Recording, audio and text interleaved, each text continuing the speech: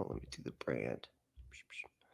Uh, Hello, everybody, and welcome to Unapologetics. This is a disagree and discuss episode. I call them D&D episodes. It really pisses off the nerds. They don't, they're always showing up not happy about what they come in on, But yeah, D&D means disagree and discuss. And then I've got Lawrence here, right? How you doing, man? I'm doing good. How are you, sir? Pretty good, hanging in there. So I came across you because I am really good friends with Robert Stanley from the Right to Reason podcast, and I asked him to reach out, and it's like, do you have any people that you think would be a good fit for coming on and hanging out, and talking about religion and whatnot, and yeah, so he kind of reached out to you, and I once that happened, I went back and like was looking at some of your time on the Right to Reason, and it was fun. It was actually cool. You guys were pretty chill, actually. Wasn't didn't get too heated or anything like that. I don't think so. Although he hasn't had me back on, so I don't know. It's a little Oh no. sure. He said he was going to have me on for a second show, but that was 3 years ago. So, Oh shit. Yeah. Well. well, he's come on. He's come on a show that I do. I mean, it's not my show per se. I'm a co-host on it, so he's come on my show. So we've Oh, we've okay. What kind of show is been that? Facebook friends since. What's Oh, that? cool. Sorry. What kind of show do you do? We do a weekly show. He's actually a former professor of mine. When I was getting my bachelor's degree, he was a philosophy. He's a philosophy professor, Oh but he's wow. also a evangelical pastor of a church. So he, somehow, I mean, we got reconnected a couple years ago, and he was doing a show, and he said, "Hey, why don't you let's do a show together?" And we've been doing a weekly show ever since. So basically, it's a show for him, like trying to explore ideas that are not um, typical topics that evangelicals talk about. I mean, he's not mainstream evangelical, let's say, and so he's open to a Catholic perspective, and I'm Catholic, so it's a way for it's mostly not so much the Catholic side, but I do bring just generally a more conservative perspective, and it's a sounding board, right? So he throws out his sort of ideas, I suppose, out there, and then I kind of, you know, um, I don't know what you would say. I'd give the orthodox perspective, I guess, the historical perspective, just to I Oh, don't know, cool. I don't know. So Does that he's answer your more of question? a so he's more liberal, you would say, and that you're more of the Yeah, conservative. he might actually be watching now, so can we choose my words carefully? Yeah, I mean, I think he would say, theologically and politically um, left left of center, shall we Oh say? wow. Yeah, Interesting. That's a bit unusual for evangelical, in my experience, anyway. you know, yeah, but that's yeah. well, I mean, but I was homeschooled by religious zealots, and everything. So and it Mhm. was like hardcore right wing. It was weird because it was like that Calvary movement. So it was like super chill when it came to like how you dress and stuff. We could have blue Sure. hair and all that shit, but like, Yeah. but it Yeah. was very fundamentalist. Young Earth creationist. Okay. All of my science classes were why science is stupid and stuff like that, or just Yeah. like why science is wrong and don't trust it and stuff like that. But you know, Yeah, that was actually his background. I mean, we haven't really delved deep into a lot of his background, but he was very uber conservative, I guess, in his earlier days. I don't know exactly um, what turned the coin, right? but certainly he's a little more left of center these days. Were you a supporter of Trump during that whole Um, you know, debacle? um, yes, I would say. I mean, I voted for him, sure, but I Was it like wouldn't. a grit and teeth and like and having Um, a it's from my view, I would say it's the lesser of the evils, from my view. Okay, so I was not pro Trump. I would just say I was anti Hillary and anti Biden. Maybe not anti Hmm. per se, but it was certainly not. It doesn't align with sort of the moral theology that I would probably subscribe to. Now, Okay. whether or not Trump is truly, authentically like pro-life. I mean, he was the first president, as far as I could know, that actually spoke at the March for Life, which is a big pro-life thing. And so whether Hmm. that was a stunt of some sort and just kind of catering to his base, I mean, hey, That's what but that's not, politics is. that wouldn't be per se the reason why I voted for him. I just do think he's more aligned, certainly more than the alternative, and probably more libertarian politically. Oh, okay. So you Um, kind of okay. So kind of like a as long as everybody leaves you alone, you're good, kind of thing. hey, Don't tread on you you know, type deal. traditional Catholicism is probably more. Of course, they're more monarchical. I guess they would say if you could get a king somehow in the United States, it'd probably be for that. It's not Oh wow, realistic. It's not realistic, obviously. that's terrifying, dude. Yeah, I mean, Holy shit! but if of course, your history when they're trying to figure out what kind of leadership to have in this country, some of the ideas that came to mind was should we have an emperor? Should we should we have a king? In the Right? early days, it was actually part of the debate. Should they have some kind of monarchic? That was I Wow. mean, obviously they didn't go that route uh, because they know how it went before. Right. So Right. they're trying to get away from that. Yeah, But because that tends to be a little bit. Yeah, it can get bad real fast. You know, when you have. well, I mean, Uh, if you look at, I mean, obviously the hierarchy of the Catholic Church, it's a monarchical um, structure, right? mhm. And obviously the historical views of how God and God's relationship to humankind, it's monarchical. Christ and the King, right? you Right. know Right. God, obviously God the Father. So there's a familial piece to it, but there's also a monarchical, hierarchical structure, and so it just makes sense that Catholic theology has always historically supported more of a monarchical structure of government.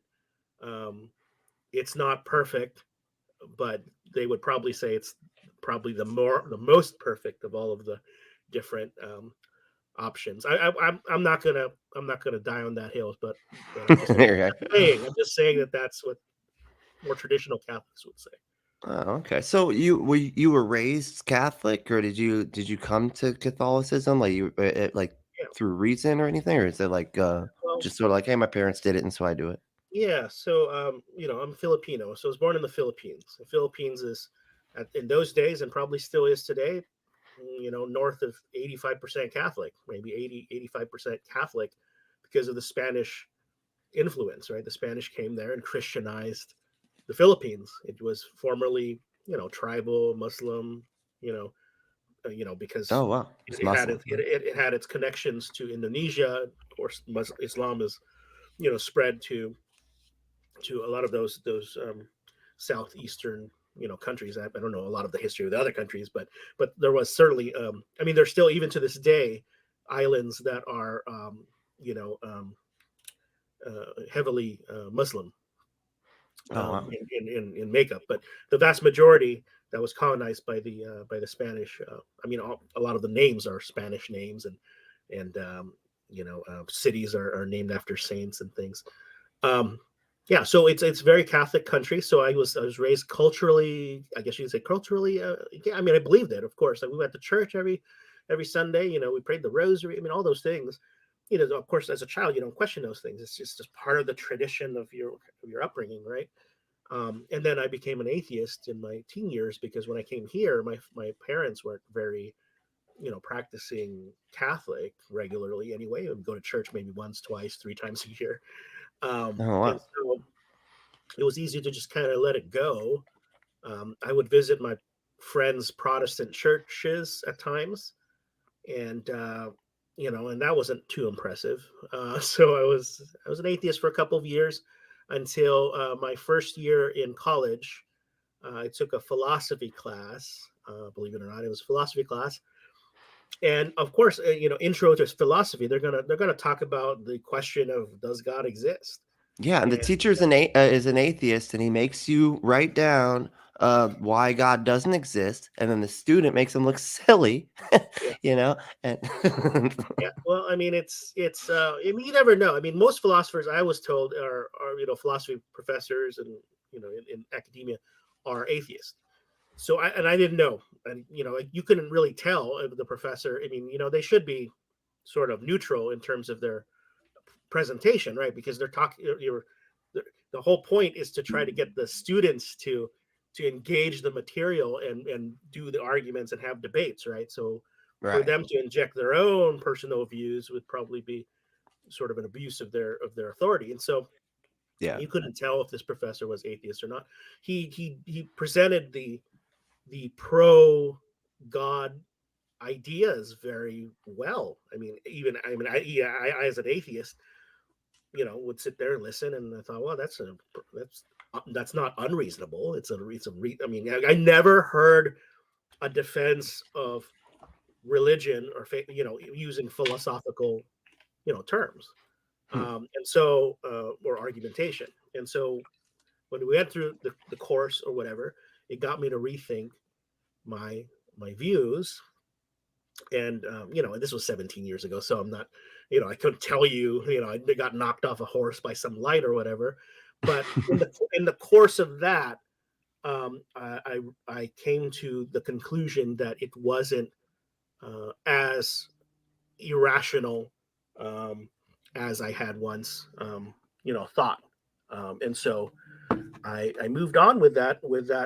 Sorry, my phone was ringing. I moved on with that trajectory and try to figure out, okay, what is this? If God is possible or God exists, then what's the next question? The next question is, what kind of religious system, I suppose? What kind of God is this? And of course, the 5 ways of Thomas Aquinas and the ontological argument of Anselm. I was just Uh, about to. That's funny. I you was know, just about to ask you about the ontological. Like, I'm like, because I mean, do you think the ontological stupid or like I don't know? To me, it sounds well, I really mean, dumb, but I don't like know. I if mean, you can think it, kind of. I don't yeah, know. it's an interesting way of arguing. Um, I come from the perspective. Look, if it, everyone's different. Everyone has different Mhm. thresholds. Everyone has different experiences. Everyone is either atheist or theist or whatever kind of flavor of worldview they have, for whatever reason. And we can't really package. So I mean, we try to, right? We put people in categories, but ultimately, this kind of question of whether God exists or not, or what kind of God, and whatever questions that come after that, it's a very personal thing. And it's messier than we might if you ask somebody to give a conversion story, and then you think, okay, those are the steps, right? I want to I'm going to buy that book. I'm going to give it to my son who's a godless atheist or whatever, and if they read it, it's going to do it for them, right? Because it happened to this guy, and it was kind of similar. I mean, you never know. I mean, it might not appeal to them. It might appeal to them. So the ontological argument was confusing to me. I mean, I understood it, and I've used it in the past, and articulated it to a seminary professor in a different way than he was teaching it, actually. Oh And he wow, was like, "Wow, I gotta save your notes here." that's awesome. Actually, so I learned it a different way than he was teaching it at this seminary, because I was there visiting, trying to figure out if I want to join a seminary. And I presented the argument to him. It was like, I never heard it presented that way, and I was like, can I keep this the notes that you present? Anyway, I don't know if he was in, authentic him being impressed about it or not, but I felt like the seminary students weren't getting it, and so I presented it in the way I understood it when I learned it 10 years before that. But anyway, Right. Because I yeah, I think mean, it's a it's lot I of think the it's clever. concepts are more like you said, like if they're explained a little, because a lot of the concepts are so I don't know. I mean, they're so amorphous or something. Like they're so abstract. It's more like Mm, that. Yeah, it can take multiple times of explaining something for it to yeah. add up. For Well, different maybe you'd, people. you'd have to get a philosophy kind of, PhD kind of person to try to, give an answer to that. But to see whether it works or not. But to me, the reason why it was clever is I mean, if reductio ad absurdum is a legitimate way of arguing, I mean, I'm not a philosophy guy myself. I'm just saying that if that really is something that the philosophy world uses to come to conclusions and say, well, it must be true, a reductio ad absurdum, because if you accept this this conclusion, it's an absurd conclusion. Therefore, you must accept the premises or something like that, or the opposite of the What's right? Oh, then you must accept the opposite, right? Like if you right. go, So okay, well, let's follow this to its logical conclusion, and it's silly, yeah, then you have to accept the opposite, right? That's right. ridiculous. Yeah. Yeah. So I'm not prepared to give the argument, but and defend it. But I would just say, Oh well, man. okay, let's define it, right? So Okay. if I'm just trying to work from memory here because I wasn't thinking No, about it's fair using it. enough, man. I and Um, I, I'm not well versed on it enough to know when you're wrong, so it's okay. okay. So let me just take a stab at it, right? If you want to go that direction, Yeah, yeah. let's Let's try take a it. stab Let's at it, right? yeah. That's awesome. So God, we define God as okay. Um, it's in Latin, right? That than which whatever the Latin is, that than which nothing greater can be conceived, which is already a very interesting, old Okay. world type of way of speaking, right? So Right. let's just say God. Let's just say God is the greatest. That's what that means. That Yeah. than which nothing greater. You can't conceive of anything greater. So God is the greatest, right? Yeah. So that's I guess premise one. God is the great. The definition of God is the greatest. He's the greatest conceivable thing that exists, The correct? greatest conceivable thing that you can ever. So, if there is such a thing, I mean, there's probably multiple steps here, and I'm probably constructing this improperly. So, philosophy people that are watching this are gonna be like, "Nah, it's ridiculous." But anyway, this is the way Give him a break, guys. Give him a break. yeah, give me a break. So, God is the greatest. That's the definition of God. If if God doesn't exist, then the idea of just the concept of a potential the greatest is actually lesser than anything that actually exists in reality. This bottle of water, right? It exists in reality. It must be greater than a concept that only exists in the mind, right? I So would say, yeah. if you have this concept of God is the greatest, right? Whatever, if he whether he exists or not, that's not the point. The definition of God is the greatest, but then you have something that exists actually in reality is actually greater than something that exists only potentially. So think of a potential bottle that doesn't actually exist. Well, this would be greater than a potential bottle. So then God is not actually the greatest then by the definition that you made earlier. So that's the Okay. reductio ad absurdum. It's an absurd conclusion to to to to uh, to have a concept that's actually the greatest. The concept is that it's the greatest thing, but even the concept itself, if it doesn't exist in reality, is actually lesser than than the concept itself. I don't know if that makes Hmm. sense. Things that Okay. exist in reality would be actually greater than the concept itself, and the concept is the greatest thing you could ever conceive. So that's the reductio ad absurdum. And Therefore, so there must be a God. therefore it has to be the opposite. Okay, It okay. has to be the opposite. Wow, that's so okay. Now, I don't know if that's how it's normally presented because, again, that philosophy professor, and he's a pretty well known guy too. But he wasn't presenting it in that way. So I might not be presenting it in the traditional Anselmian way. Well, Um, that's interesting though, because I've never actually heard it like okay, so like, but keep in mind, I'm very uneducated. I've never, I didn't even go to high school. I was homeschooled, so like, I didn't, I didn't go to college or anything like that. So I don't, but I've heard these like arguments a lot, and I always hear it as like a maximally great being, right? yes. But I've never heard it from the opposite end like that. Like, oh, we're gonna take the opposite and make that absurd. Therefore, the flip side has to be true. That's so Mm. fascinating. Well, I mean, 'Cause you seem to have had some history of analyzing that in the past because you sounded like it sounded like you were sort of downplaying it. So, so, I mean, so I watch a lot of I mean, I listen to a lot of books and I watch a lot of videos. That's about okay. it. Well, let me That's my extent of actually, my I knowledge. pulled it up. I probably should have just done this. And if you, unless you don't want to spend more time on this, Hmm. but I already wrote this No, go out ahead. 10 years ago. So, Cool. so I, it might just be the same thing that I just said, but I just pulled it up. So, God, That's it. God is defined as the greatest, aliquid quo nihil maius cogitare posit, right? That than which nothing is greater can be conceived. So I did quote the English correctly. You were right. Yeah.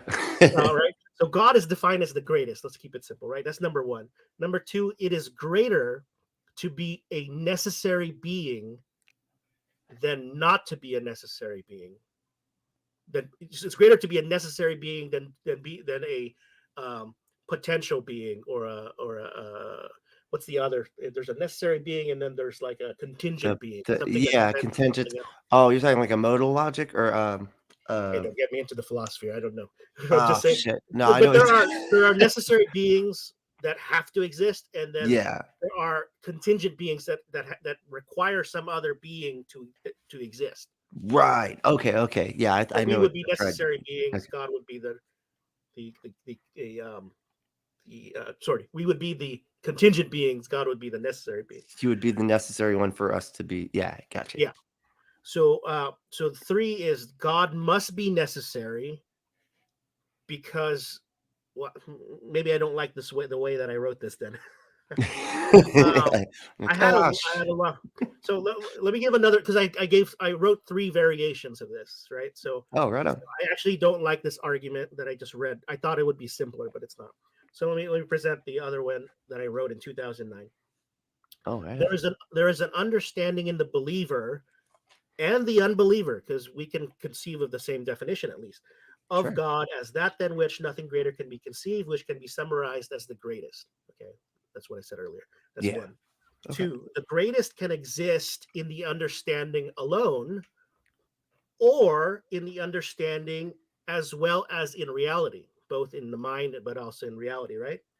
Right. Number three, things that exist in reality, even those things which existed in the past and no longer exist, are greater than things that exist in the understanding alone and never existed in reality, right? So I think we Right. can agree on that at least, right? Yeah. Um, Number four, if the greatest does not exist in reality, then there exists an absurdity, reductio ad absurdum, since any object that exists in reality, even those which existed in the past, would be greater than the greatest that exists in the understanding alone. So the greatest would not actually be the greatest. So the Hmm. concept itself is the absurdity, right? Because then it's actually not the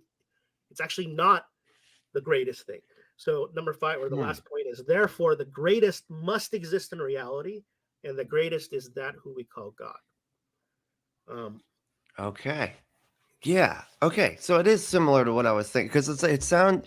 I mean, no offense to. I mean, and I know again, like I'm not a philosophy guy or anything, but like, I mean, I dabble, but it sounds like it's being defined into existence in reality, right? Like, because you know, I'm very pragmatic, right? Like I'm just like, understood. if it functions in reality, we should be able somehow to be able to detect it one way or another. Um, Mhm. and I'm sure, I mean, and don't get me wrong, like I get that there are probably things that we have not detected at this point. Um, but that once we do detect them, they would be part of the natural world that we can measure and evaluate. So it just makes it I feel like that one seems like it's almost trying to just like, if I can think it, I can think it into existence if I make the right Right. types of And that was the response to Ansem, because there was actually other Catholic. You probably know this, right? There was, I forget who it was, but there was other, even in the same order that Ansem was in, they rejected his argument, and they said, well, your argument doesn't make sense. I mean, because then you can say there is this the best island, I think it is, the best, greatest island that you could conceive of.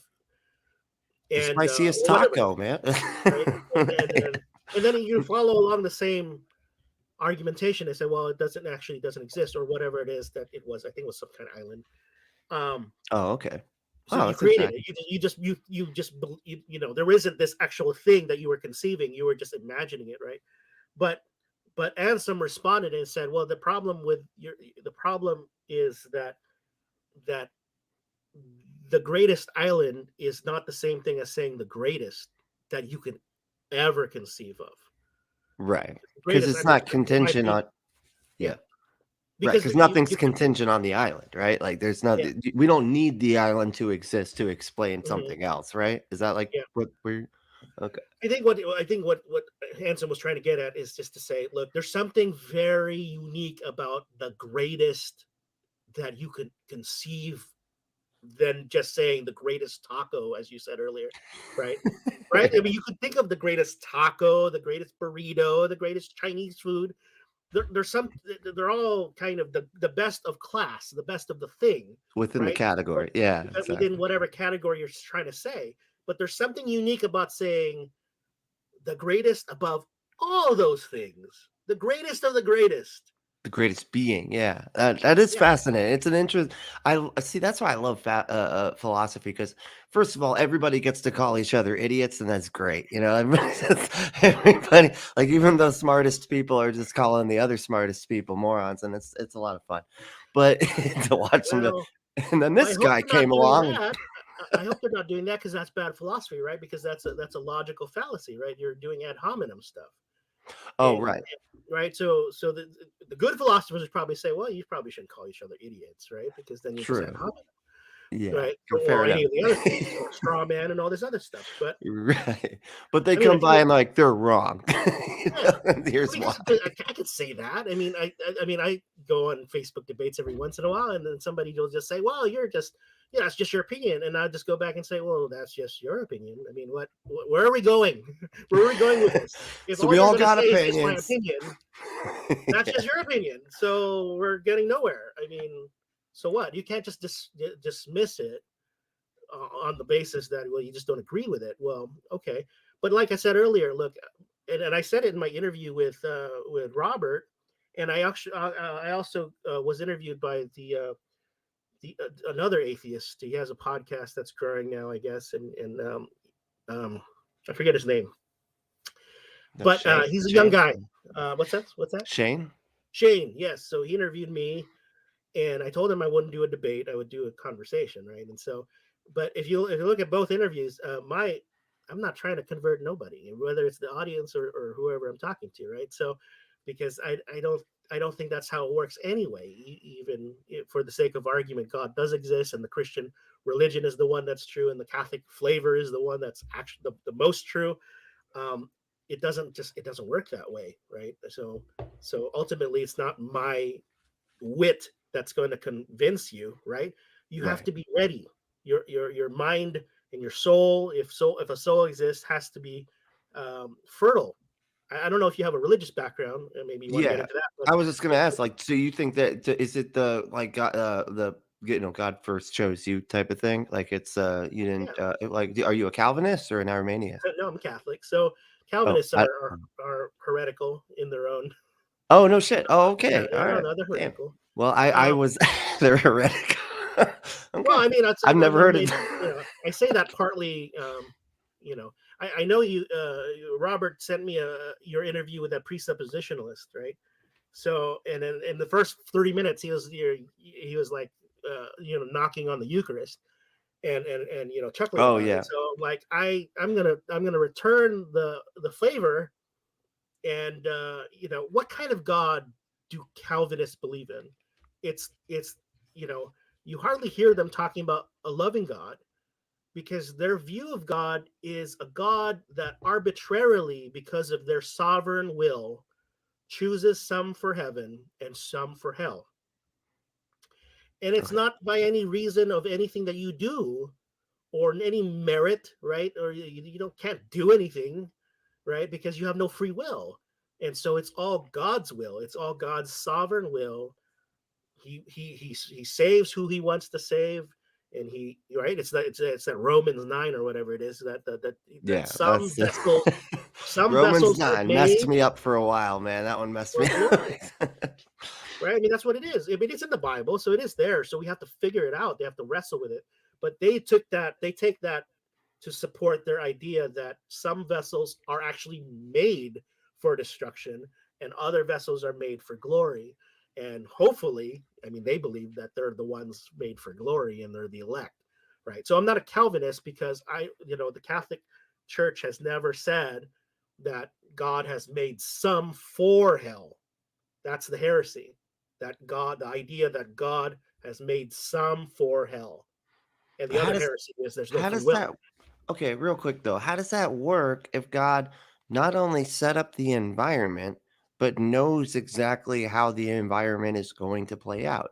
If he set up the environment and knows how the environment is going to play out, humans, decisions and all, just Mhm. him knowing what we're going to choose kind of relinquishes our choice, doesn't it? Oh, you're siding with the Calvinists? Yeah. I mean, Oh, if okay. I was a Calvinist. Oh, you were okay. So you Yeah. would say if you were still Christian, that makes the most sense. I mean, Um, I just don't see how you get around that. If you have the thing that makes the environment and creates it, right? And it knows what everybody's going to choose, then nobody really has they can feel like they have a choice, but they don't mm, actually have a choice. But how can you really tell the difference if you actually have a choice or if you just feel like you have a choice? well, okay. I'm not saying that this is my theology, but I'm trying to answer your specific question Okay. as to how is it possible. Okay. Yeah. No analogy is ever identity, right? No analogy is ever perfect because otherwise it would be the thing that you're actually trying to describe. Yeah, So yeah, let me set absolutely. it up this way. Let me set it this way. I don't know. Are you a father, No. or are you in the sphere of folks that have kids? Oh, sure. Okay, Yeah. okay, so you're at Yeah, least I've you can at least follow along nieces and nephews, yeah. with my analogy here. So Okay. if you were a father or father figure or some kind of parental figure, let's not make it patriarchal necessarily, right? Okay. So you are charged in some universal, sense, whether it's by God or by the state of the government, right? They don't want you to murder your kids. You take care of them, set them up, help them become members, functional members of society, right? Right, Whatever. right. So you inculcate certain virtues, certain tools. Your job as a parent is to give them the tools to then eventually become constructive members of society, hopefully, right? And so and you could do it very literally, or you could do it sort of by lessons or whatever it is, right?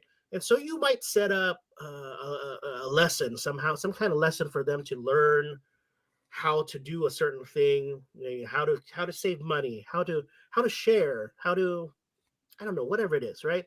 And so you're in your mind, you're like setting up the plans and whatever. I think you get where I'm going with this, where I you're think setting so. up the story or the context in such a way that it's probably going to lean in your favor, like what you're planning to teach them, but you're still allowing them their free. I mean, you're not literally a puppet master, controlling their arms or whatever it is, but you did set up the context. I mean, teachers do this all the time. Teachers set up the context for learning in the hopes that they will get to they will realize what the lesson is and then take that along with them. Sure. Now, Yeah. does that mean the child has no free will, even though you set it up in such a way that it overwhelmingly probably leads to your desired conclusion as the one in power, I guess you could say. Maybe power is a little too strong, as the one that's trying The to one that's shape this child. right. But I mean, but it'd be like I mean, and following with your analogy, it'd be that, but if the teacher already knew what they were going to choose because they have Yeah. superpowers. Well, you could say it that way, but you could all. I mean, even as a teacher, right? As you learn, and I don't know what field your industry you're in, but if you've ever been a tutor or something like that, right? So you get to understand. Eventually, you learn the personality type of your student, and you probably can look in your, you know, imagine toolbox, right? It's not a real toolbox, but in your mind's toolbox, what method am I going to use that's going to fit this child's personality, right? So, yes, of course, there's an extra step when you say it's God because he actually knows, right? But what I'm saying is, God wants you to achieve the end goal, right? And so he's going to set it up to make it a reality that you end up in that way, but you're still utilizing in the story itself your capacity to freely choose. Hmm. Now that's one way of explaining it. I'm not saying that's my view, but it hasn't been settled in the Catholic theological history of the theological systems in the Catholic Church, because you probably have heard of the names of Thomas Aquinas Mhm. and the who's the other guy? It's the John Melina. Locke. No, I'm just kidding. Well, yeah, well, not he's almost a Catholic, No, but I'm just kidding. Melina, right? Oh, right, Sometimes I right. see Alfred Molina and I realize that's Doctor Octopus. Molina, well, Molina Dr. Octavius, was yeah. a Jesuit, I think he was, right? And then of course Thomas Aquinas was a Dominican. Yeah, I think it was Dominican. Um, I can't. I don't know. It's exact. Yeah, I don't yeah, know. affiliation. So I could say Right. anything, and you'd be like, yeah, okay. But Sure. Yeah. I, don't, I know he's a people can look it Christian. up.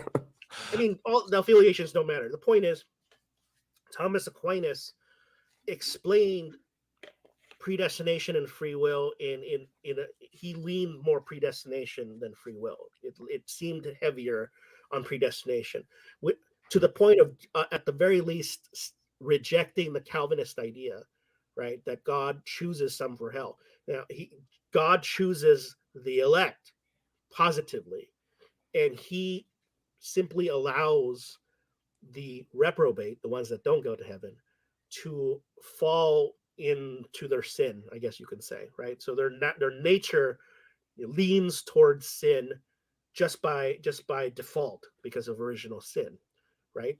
And but Right. for some that he chooses for salvation, he gives them grace, superabundant grace, and that superabundant grace sort of actualizes whatever happens inside the soul that will make that will get them to his desired destination, which is he chose them for heaven. So they're infallibly going to heaven. They still operate with their free will as they get there. How that works, you have to read Thomas Aquinas. But then It Molina, just it just seems like they think they have free will and they don't well, actually. well, you'd have to if you're Catholic. So what I said to Robert in this interview is, look, it's hard to explain a lot of these things, and it's easy for someone who's on the outside looking in to just say, well, it sounds like gibberish, and it probably does. It's theological mumbo jumbo. But very often, I mean, just analogously in the regular world, right? My field is psychology or in mental health or whatever. People on the outside who haven't read Psychology Today or whatever I say in my classes probably sound like gibberish and mumbo jumbo that was made up. And some people still, I mean, even very intellectual people would still say, yeah, that is a bunch of, it's not real science, not this, that, and the other thing. So there's different views out there. My Oh yeah, only I point get is to that a say, lot actually. what's that? Yes. Get I that a get lot. that a lot actually. It's kind of frustrating. It's like So that's what not the same as science. Yeah, the fuck it is, man. Like, come on. there is a Actual science. It is a science. soft science. I mean, I'd probably side with that because there's different ways to get to the conclusion. I mean, you can't. I mean, just to veer off a little bit, just to get on that topic, is that it's not the same thing. Like, if you were to say, if you're a medical doctor and I give you a diagnosis of cancer, Mhm. well, you probably have cancer. Like, cancer is a thing. You could actually run the test, and it's there. You can point to it, right? Mhm. But then you can get a psychiatrist and they'll interview you for maybe one 45-minute session, and they might give you a diagnosis right there. And they might wait till the second or third session. They'll say, well, schizophrenic disorder, schizoaffective disorder. It's so All right. effective. You can look that up, whatever that is. It could be any Mhm. diagnosis. My point is that it could be whatever diagnosis. And then 30 minutes later, they go see their therapist down the hall, same clinic, 45-minute visit. And then the diagnosis they give, bipolar disorder. All right. So who's correct? Why does the one that's licensed and is a professional will give schizoaffective disorder? The other one will give, whatever I said earlier, Bipolar, yeah. bipolar disorder, right? And this is not just a theoretical. I work in the field where I've seen the actual billing that comes in. I'm in the healthcare field, so I can see in the system that the same the psychiatrist down the hall says that, and then the therapist down the hall says the other thing.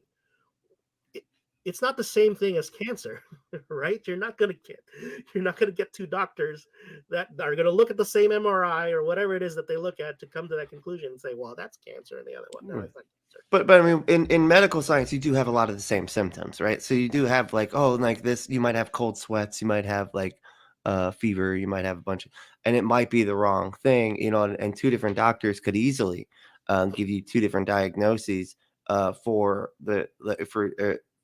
one illness, right? Because a lot of illnesses have like the same symptoms. It's really difficult to, Right. and that's why we have to have like different types of tests. And you're right, but psychology, like you're having to kind of do different types of tests and whatnot, and it's all about behavior.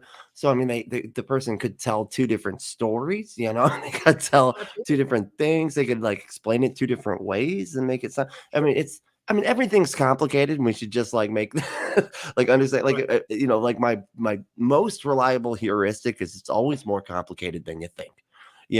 That's the most reliable heuristic I've got. So that's a good point that you make, right? That's a good point that you make.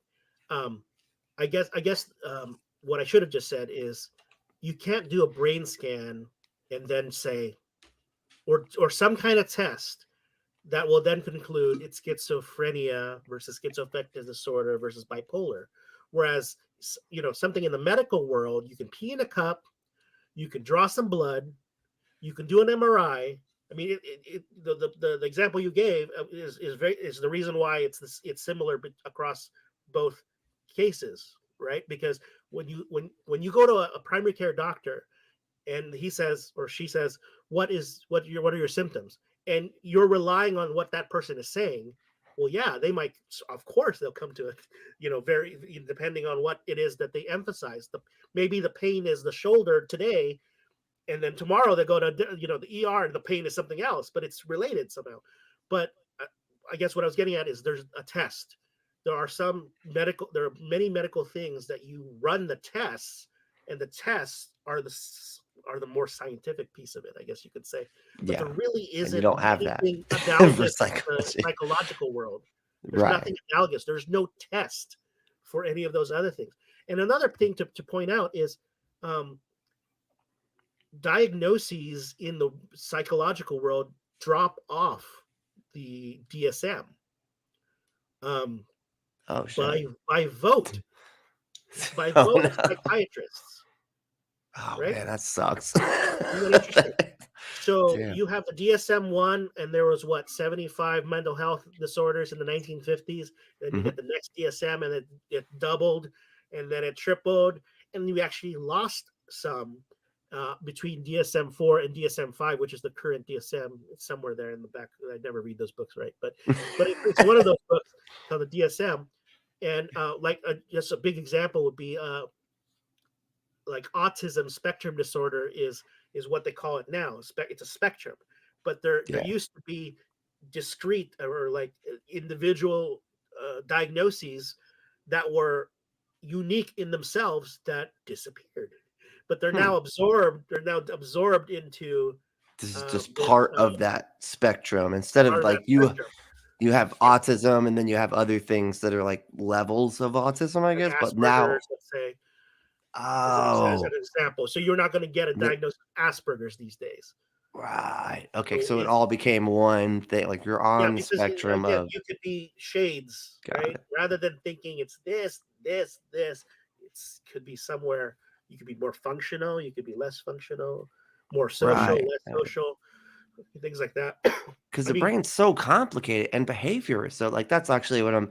It's interesting we're talking because like that's the latest book I'm going with, or not book. I guess it's a great courses thing, but it's just like the psychology of behavior, and it's just so interesting to see how many different just how complicated it is, and just behaviors, and it's fascinating. I think it's absolutely fascinating. Human behavior is just yeah, why we do the things that we why do. do It's just you do the things fascinating. that you do?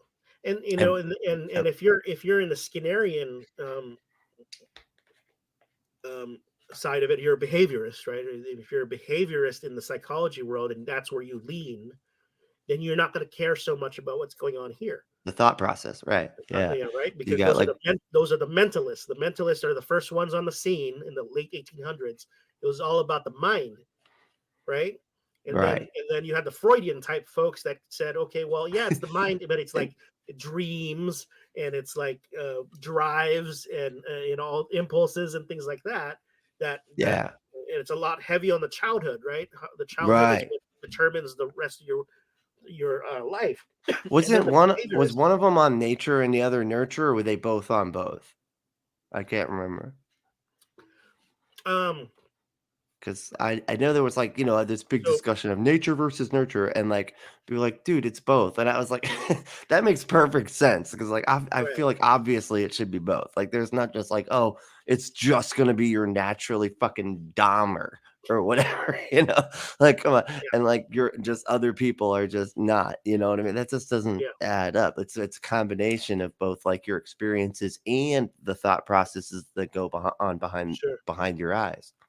So you probably the nature versus nurture question goes way back further than the beginnings of psychology as a field, right?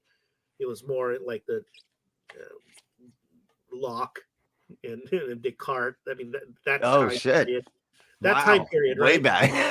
Right, Okay. because it's either Damn. you're programmed by your genetics, right? Mhm. Right. So the nature folks, it's more of the evolutionary nature type, folks that say it's your biology, it's your genetics that's going to determine your outcomes. But then you have the nurture folks that are like, no, it's more like the environment and the are you cultivating your children? I mean, if you see your child as a plant, let's say, right? I mean, I can't keep a plant alive in my apartment for the life of me. I can get all the advice. Gotta get a cactus, man, they're great. I gotta Yes, get. I'm I telling you. can't even keep. Can you believe it? That's not even a joke. I can't keep cacti alive. I overwater them. What? I mean, I overwater them. I underwater them. It's always Just don't they don't mess want with them. to don't Put it stay with outside. them. Don't I'm not touch it. sure. I need a palm tree. Those are very resilient. Yeah, there you You go. can't overwater really a palm tree. I mean, I need something that's very resilient like that.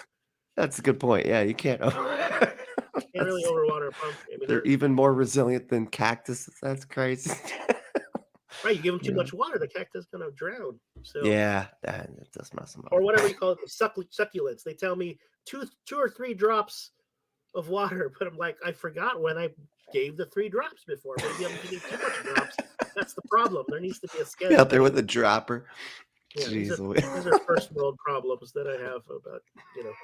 Louise. So yeah, yes, you have these different schools, and they're a little mixture of a lot of the different. Because Freud is probably the nurture. I mean, I never even thought about analyzing Freud as whether he's a nature nurture kind of guy, It's all but nurture, but there's right? certainly a nature side of it, right? Because he's saying there's an id, ego, super ego, and Right, yeah. that's built in, right? So it's programmed in a sense, right? And then you have this kind of um, well, I mean, his well, I don't want to get into another guy, but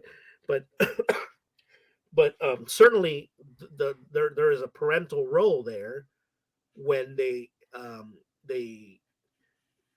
the way they potty train the child, right? Because that will lead to anal retention or anal expulsion, right? Between those Right. two adult behaviors, right? Anal retention is the kind of person who's very meticulous, and they'll they'll color code their clothes. It's Yeah. all very, they call them I always anal, right? Anal Yeah, retentive. it's so weird that like and I always thought that was odd. I'm like, why are we talking about an anus when it comes to like a person being like why? Like they Well, like organize shit and that means that they tighten up their shit. Like I don't know. Like they're I mean, tightening it their is mine. asshole. It's an idea of control, right? So you have this the child who's, because if you're the parent, right, you're trying to potty train, you're you are beholden to whatever the child is doing, right? So you're not, you can't control them. So if you might have a child who's in the anal retentive category, right, where you put them on the potty and they won't go. So the retentive means they Ah, keep their shit in. They keep their, right. They retent. Right. It's huh. an issue of control from Freud's view. Whereas the Uh, opposite child, the opposite extreme, is the anal expulsive. I usually call it anal explosive because it's more obvious what it means. Is that not only you put him on the potty, not only is he shitting on the potty, he's shitting everywhere in the car, in the, he's not shitting in the right spots. So okay. right in the proper moment, right? So both of those extremes are an issue of control, right? Because parent wants them to shit when they want them to shit, right? And then the retentive one is like, no, not right now. Oh, I'm going to do it later when I want to go. You right? You get it? And then the right. other Okay. extreme is still a control thing because you don't want them shitting everywhere, but they're But shitting they everywhere because it's inconvenient for everyone, right? it So seems like a very Felix and Oscar type of situation going on here, like, I don't you know the know? reference of Felix and Oscar. Maybe you would Oh, give me it's the. the Odd Couple. So Oh, okay. they No, like one because guy was very they're both extremes. So, yeah. so what does that align to in adult behavior? The anal retentive wants it their way all the time, right? So everything is in Right. order, right? And they want Mm. you to obey their order when you're in their house. Take your shoes off, whatever it is. You have to do it a certain way. The other extreme, as an adult, the anal expulsive, is chaos everywhere in their life, right? So you open up their backpack, chaos. You open up their trunk, chaos. You open up my room looks in order right now, but you don't see all the garbage that's on the floor. I just took the side and just put it all on the floor, for the camera, right? Oh, yeah. But That's why I but keep my camera angled up, so it's just is it I yeah, get it, I sure, get it. Yeah. it I looks just get the plant relatively in and I'm good. order, right? Yeah. So, but that's the anal explosive, right? But again, it's this idea of, oh, actually, no, it's less control. It's more out of control, right? They have a hard Mm. time There is no control. Yeah, they putting can't in control. bounds, right? They'd like to probably, but they can't, Yeah, it's I mean that's the hoarders. Hoarders are probably in that sort of category. Freud would probably say, "Hey, look, let's look at their childhood. Ask their parents how good they were on the potty training." You so know, okay, so like so while we're on it, because I don't want to go too long with you. I don't want to keep you for too long, but and this is going to be an interesting perspective because you work in psychology, have an education in the matter. Uh, are you familiar with addiction? Like how many are you like how familiar with addiction are you? Do you work well, in that field at I all? work closely with those professionals. I'm not an expert in it. I'm not an addiction specialist, if that's what you're asking. Okay. Fair enough. Yeah. Okay. Because I just have, I mean, I would call it a hypothesis about addiction because I've just noticed I've gone through a lot of stuff. And so I've, been over it. I've been addicted to several different things. Mm, And I've noticed that addiction seems to play a big role, or belief systems, I'm sorry, play a big role in addiction mm, because people believe different things about the substance, right? Um, and when it's like when you smoke cigarette, like if you nicotine is the best, I would say example. When you first smoke nicotine, right, it makes you sick. You don't feel good. You don't like it. mm, You don't want it. It just hurts, and it does. You don't like. You're like, yeah, I'm never getting addicted to that. But then 3 days later, you're like, "I don't know why, but I kinda want a cigarette," and then from then, it's because it creates a deficit. It becau and over those 3 days, you start to believe that there's a need there. That's like, "Ah, man, I just feel like I wanna do a thing with my hands, and I don't know what it is," but and then, "Oh, man, cigarettes actually sounds good," and that's kinda how people get over that hump of, like, "It makes me sick, I don't like it, I don't feel like, this I could never do this," and then get to, "I want a cigarette," right? But, like, and I feel like, in a lot of ways, and honestly, just messing with those beliefs are how I've, gotten out of a lot of addictions, just, like, recognizing that, "Oh, this is just a false belief that I think is true, that's not real," and you don't actually because the fear is such a motivating force, right? Sure. Within that, because you're like, "Oh, I can't have a date." Like, just take somebody's vape away, or just throw it out the window of a car. They will freak. And they're like, Yeah. "Well, how am I supposed to go? I gotta go to work and I can't. How am I supposed to work without the poison that I'm gonna inhale? I don't know how I'm gonna do." And then, and it's just, and logically it makes zero sense. But Sure. they are like thinking that they need a thing because they believe it does something for them. It's a crutch. It's a pleasure. It's not a pleasure. I would say it's more of a crutch always. But um, and so I and this is Mm, where I'm gonna upset you. I think religion is very similar to that because I think people create a deficit when people are told, especially like someone like me who was raised in the church, mm, that you need a thing, you need a thing, you need a thing, you need a thing. And that's why a lot of people that come out of religion immediately turn to drugs, immediately turn to drinking too much, immediately turn to all these other things because they've been, for lack of a better term, brainwashed into believing that they need a thing to mm, survive, to function, right? And so when they do that, when they take all that information in from their parents, trying to help them. Don't get me wrong, like parents are trying to help their kids. They're not trying to hurt sure. them or anything. They want them to do the best, and they think Jesus is going to help. And so they're like, "You need Jesus, you need Jesus, you need Jesus." So then when the kid's like, "Jesus doesn't work," they're like, "How, let me try this thing over here. Maybe it'll Mm, work." But the truth is, nobody needs anything. We're designed, not designed, I hate to use that word, but we have evolved. Freudian slip. Look at that I know, Freudian right? slip, right? That third comes out. We can Well, end the show there now. is End the show now. No, nothing more right? needs to be There there is a, natural design, I would say. There we go, mess it all up. And and that, allows us to be able to cope, and we can cope just fine without anything. But that gets messed up when we start to believe that we need said. things. What do you think about all that? Just curious. Just any and take it anywhere you want. It's not part of the debate. I'm just Yeah, curious sure, as sure, to your professional opinion. sure. Yeah. Well, okay. Let me clarify because the description says I'm a psychologist. Let me say this to your Mm, audience first. I'm not a psychologist. Okay. So I have a degree in psychology. I have a degree in child development psychology, and I'm a professor, adjunct professor of psychology and child development. And I work in the mental health field in more in policy and creating workflows and things like that to make it possible for the therapist to do their job. Right. Somebody has to work on the infrastructure stuff, and that's my day job. And then I teach on the side. Okay, so psychologists okay. in the state of California, to call yourself a psychologist, you have to be a clinical psychologist. You do therapy and you do psychological testing, and you have to have a doctorate in the state of California to be that. Okay, so I want to be Oh. careful to say that. Oh, shit. I Many didn't states, realize, okay. many I states didn't as well. realize that.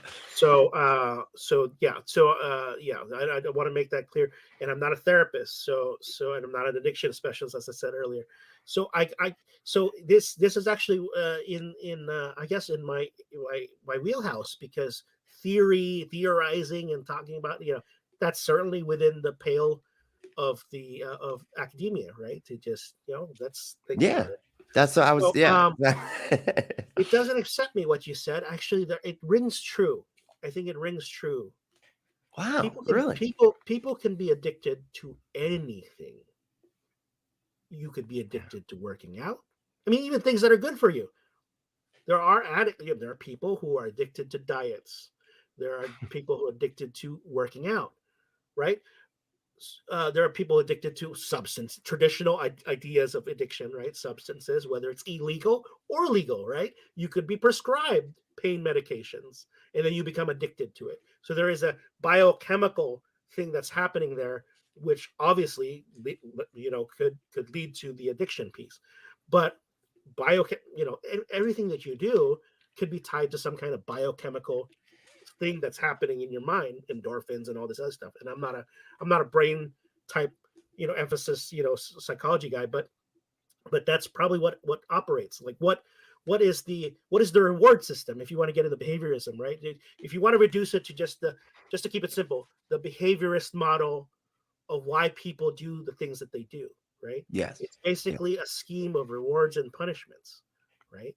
And so Yes. you mentioned you smoke for the first time and then it might not have been a good experience. You might have felt sick, but there must have been something.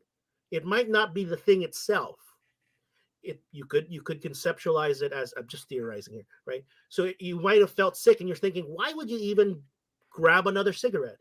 Well, I would ask, who did you smoke with? Right. Right? Oh, Who, okay. who More are about the who, environment. where are you around? Whatever. You right? Are other people smoking? Are other people drinking? Are other people doing the whatever drug it is?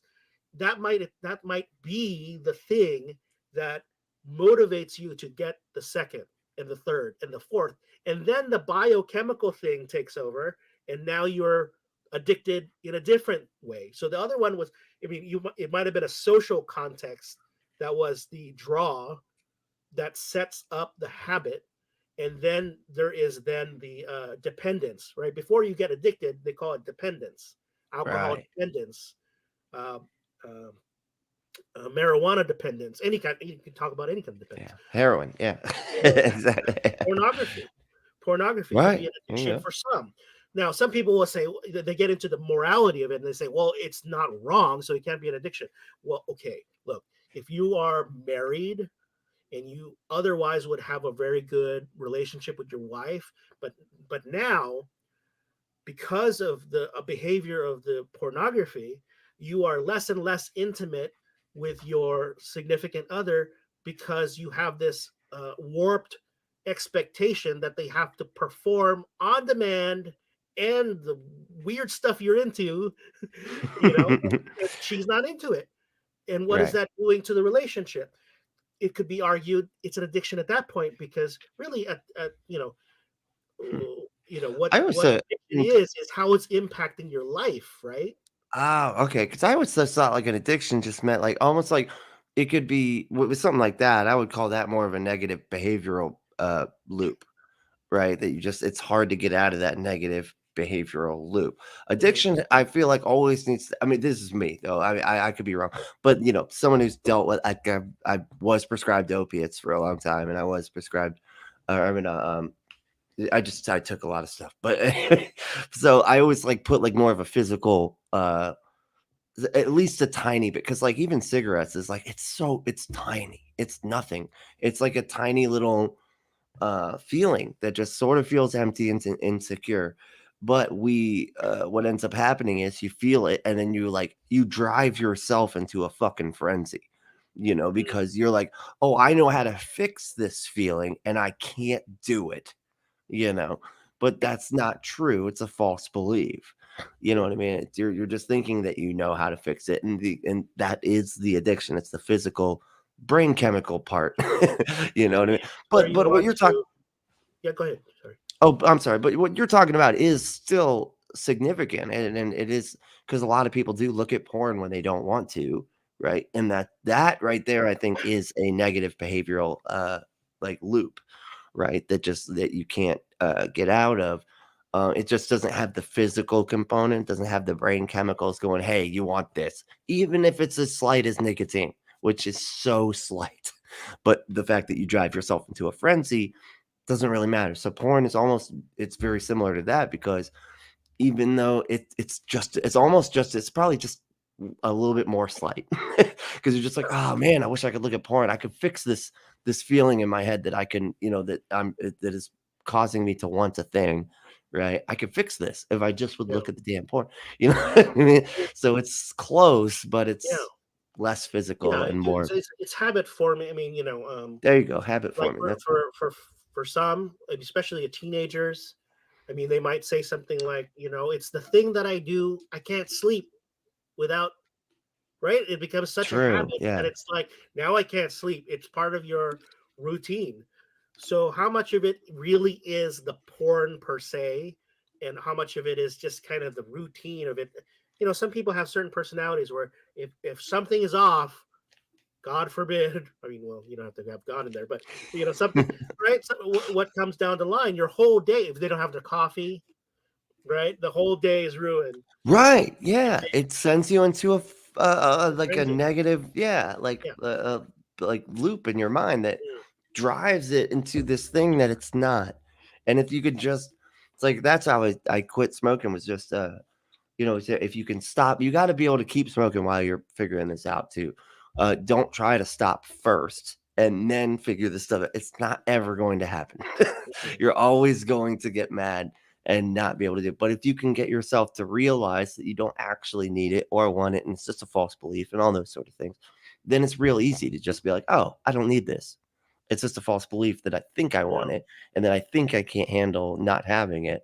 But Yeah. that's mainly because you never try to not have it. you know? And Yeah. so There's it's Sorry, I'm trying to respond to someone's trying no, to. you're good. Yeah, it's all right. But going back to what I was saying earlier, I think you're onto something. You're onto something as far as addiction. But my point was to say, and it went into all this other stuff. But is that No, it's anything can be addicting, even religion. Okay, so oh, okay. folks can be, well, obviously from my perspective, and you could ask any Calvinist, right? There's any flavor of Christianity or religion, you could ask them questions like, well, how do you explain the other religions? Well, it's demons, it's false, it's behavior, it's whatever, it's a cult, right? They might say Catholicism is a cult. So every flavor is going to I've try heard to that a lot. explain. Well, you probably heard that from your upbringing.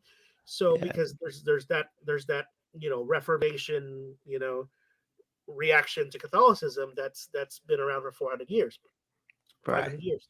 So there's going to be explanations as to why your flavor is true, and still say, well, it seems like they have Jesus in their life, but they're in the false church, and there's an answer to that within the context of their theological system, right? So from a Catholic perspective, if they're not saved, how can they be doing good stuff? Well, there is an answer to that from the Catholic theological system, because God gives grace to everyone. It's even a biblical. It's right.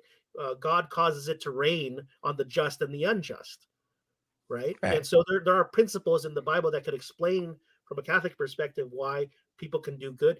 I'm pretty sure the Calvinists could say the same thing. Even though an unsaved Catholic, you might be unsaved. Well, how is it that they could do some good? Well, because God wants them to do that good for some reason, to show a greater glory for whatever reason. So they have an answer to why others behave a certain way. Um, so people can be. I would say this, like, if I wasn't religious, I'd say, like, people can be addicted to religion, and I've seen this in my own communities. And it goes back to kind of the definition I was trying to tease out earlier, is that if your behaviors or your patterns of behaviors are leading to a maladaptive, I'll use that term, maladaptive, like a maladaptive pattern where it's impacting your own flourishing, but also the flourishing of those who depend on you and those who are in your sphere of interaction and influence, right?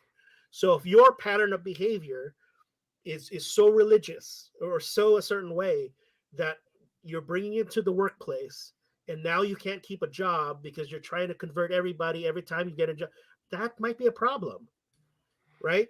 If you're Yeah. so uber religious that you are judging every single person, for whatever reason, and then in your family, or along and you're losing your family, people are unfriending you, they're not coming over anymore. That's a point to start thinking, wait a minute, is is my practice of the religion what the religion is actually teaching, or is there some weird dynamic where it's me projecting some angst or some anger or some discontent, and it's couched in this religious um, packaging, right? Hmm. Yeah. Because if you look at all the, and I'm not an expert in cults or whatever, sex cults, but you watch the documentaries about Nexium, the grooming behaviors of Michael Jackson, and that documentary, if it's true, I suppose, or R. Kelly, or all the Yeah. dozens upon dozens of documentaries about Catholic priest abuse, right? And I'm not afraid to talk about that. I talked about it on I was trying not to. Coffee, right? I So was like, I'm not gonna bring that. so go ahead. I mean, it's fine. I mean, I'm not afraid to talk about it. But you look at the actual stories of how it happened. It's the same patterns, whether it's religious, non-religious, cults or not cults, or teachers that do it. It's the same grooming behavior, Hmm. right? So, and it's and typically what you find is those people who are the most heinous in those kind of crimes, they weren't the liberal priests that were like the ones that people complain about, is like, oh, he's liberal, he doesn't even teach what the church teaches. It tended to be the really holy ones. Orthodox, like, yeah, like It seemed super. like the really holy ones. So be clear what I'm saying for those who are listening to this. I'm not saying because they were holy they did heinous things. What I'm saying is, what a It's a perfect correlation. cover. What a perfect cover. What a terrible cover Yeah, yeah, be.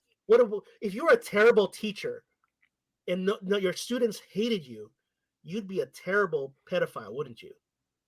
yeah, You yeah. look at pedophiles, you look at the ones that are abusers, they are likable, not only by their victims, but the community around them, because they have to bamboozle everybody to think that they're amazing, holy, or not holy if it's not religious, great teachers, right? They have to be what is the term? Um, Charismatic.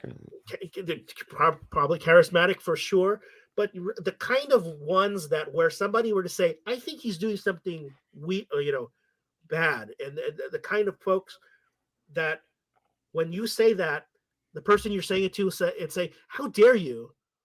You know, how, you think of the 1950s before all of this stuff blew up.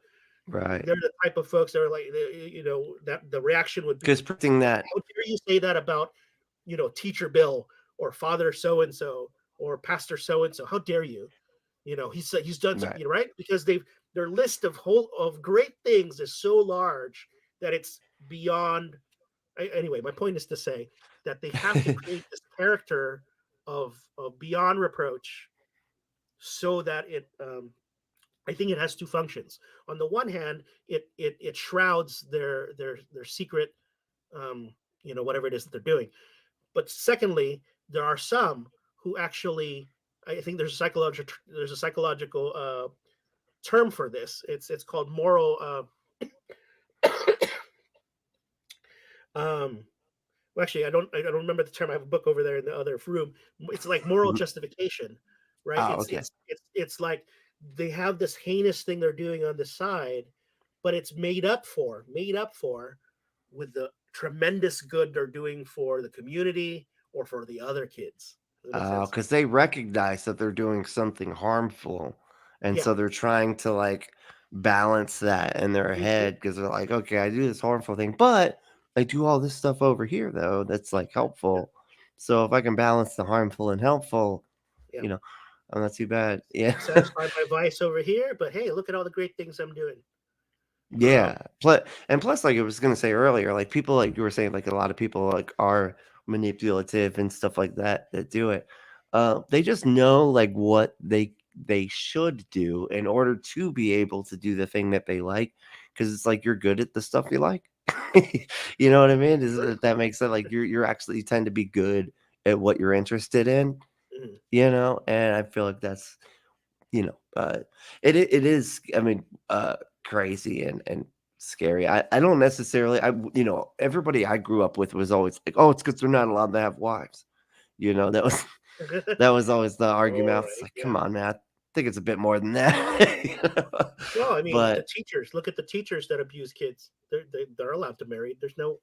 You true, choose to become a priest. And just remember, these are people are choosing to become priests, and the vast majority of them never abused a child ever. So it's a little unfair to the 95% of priests that have never abused a child. They fair enough. chose Yeah, to be celibate. I mean, think of the single people who are just not religious. They're single. They choose to be single because they don't want to be married, right? right. Are they Yeah, just are they being forced to be single? Maybe, but no, they're not, right? But they choose to. They choose to incel's a have life. thing. I don't know. No, I'm just kidding. Maybe that's their thing. So it's anyway to get back to the point, which is I think it could be addictive, but I would say that your theory, in my opinion, is not it's probably valid in some circumstances. I wouldn't say it's it would explain every scenario because you might. I mean, just to recap, what I thought I heard you say is that there is this religion satisfied a certain need that they had, right? And so once they left, they felt like they had to fill it in with some other kind of addiction to I don't know, maybe what is it, to numb whatever reality is going on, right? So religion is the numbing agent, but then they abandon that because But that's too hard or whatever it is, and then they yeah, go. because it created the need. That's the thing. It create like if you didn't have any religion or anything, like I feel like the people would be fine. They would just keep going and be like, I can rely on myself. I'm fully my body is fully Mm, capable of coping and handling things. Like if like religion didn't exist, I'm not saying like this is a hypothetical. If it mm, didn't really exist and there was nothing out there like that, and like I don't need anything. I can just cope. I can handle everything.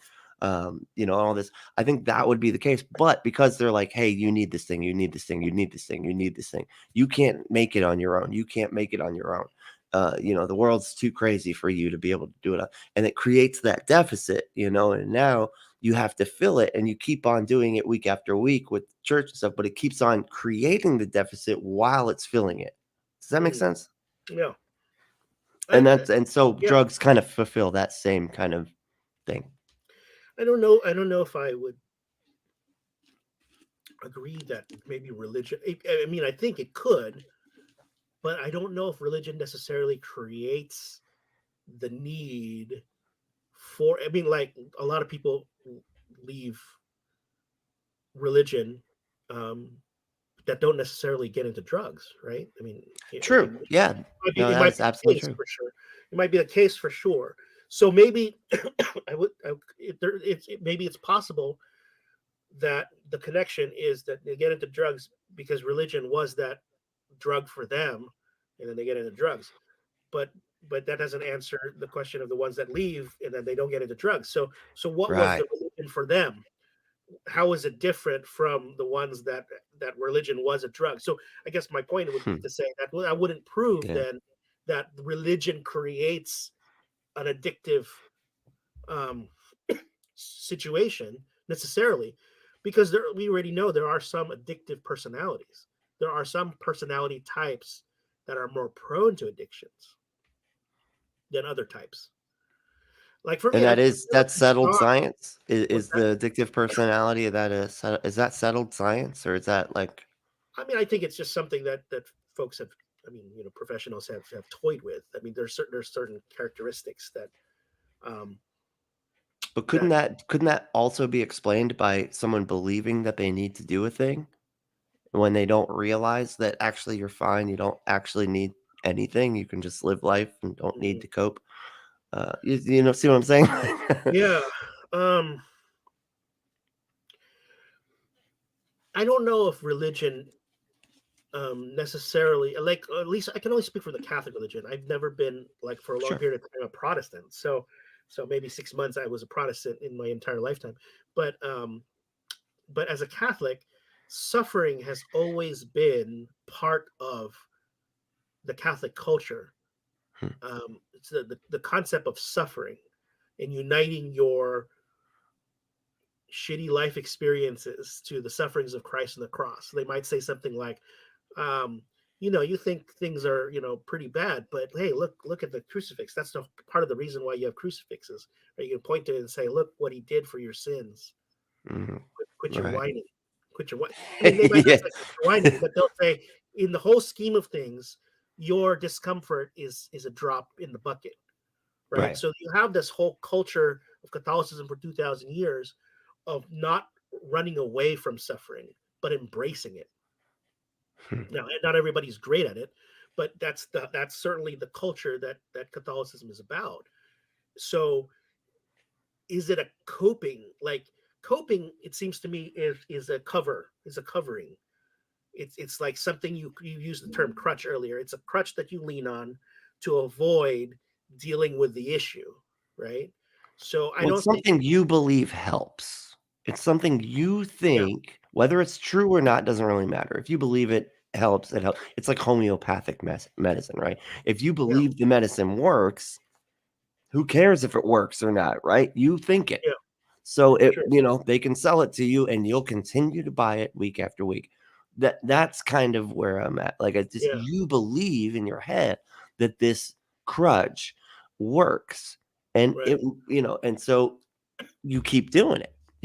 That's all I'm saying. Like, and I sure, feel like that is addiction straight up. Once yeah, you realize, and to everybody listening, you don't need anything. Once you realize that and just mhm, go out on the limb and be like, maybe I can do without it, unless it's opiates. I'm sorry. That's the one drug I feel like is different. But because you actually do get sick.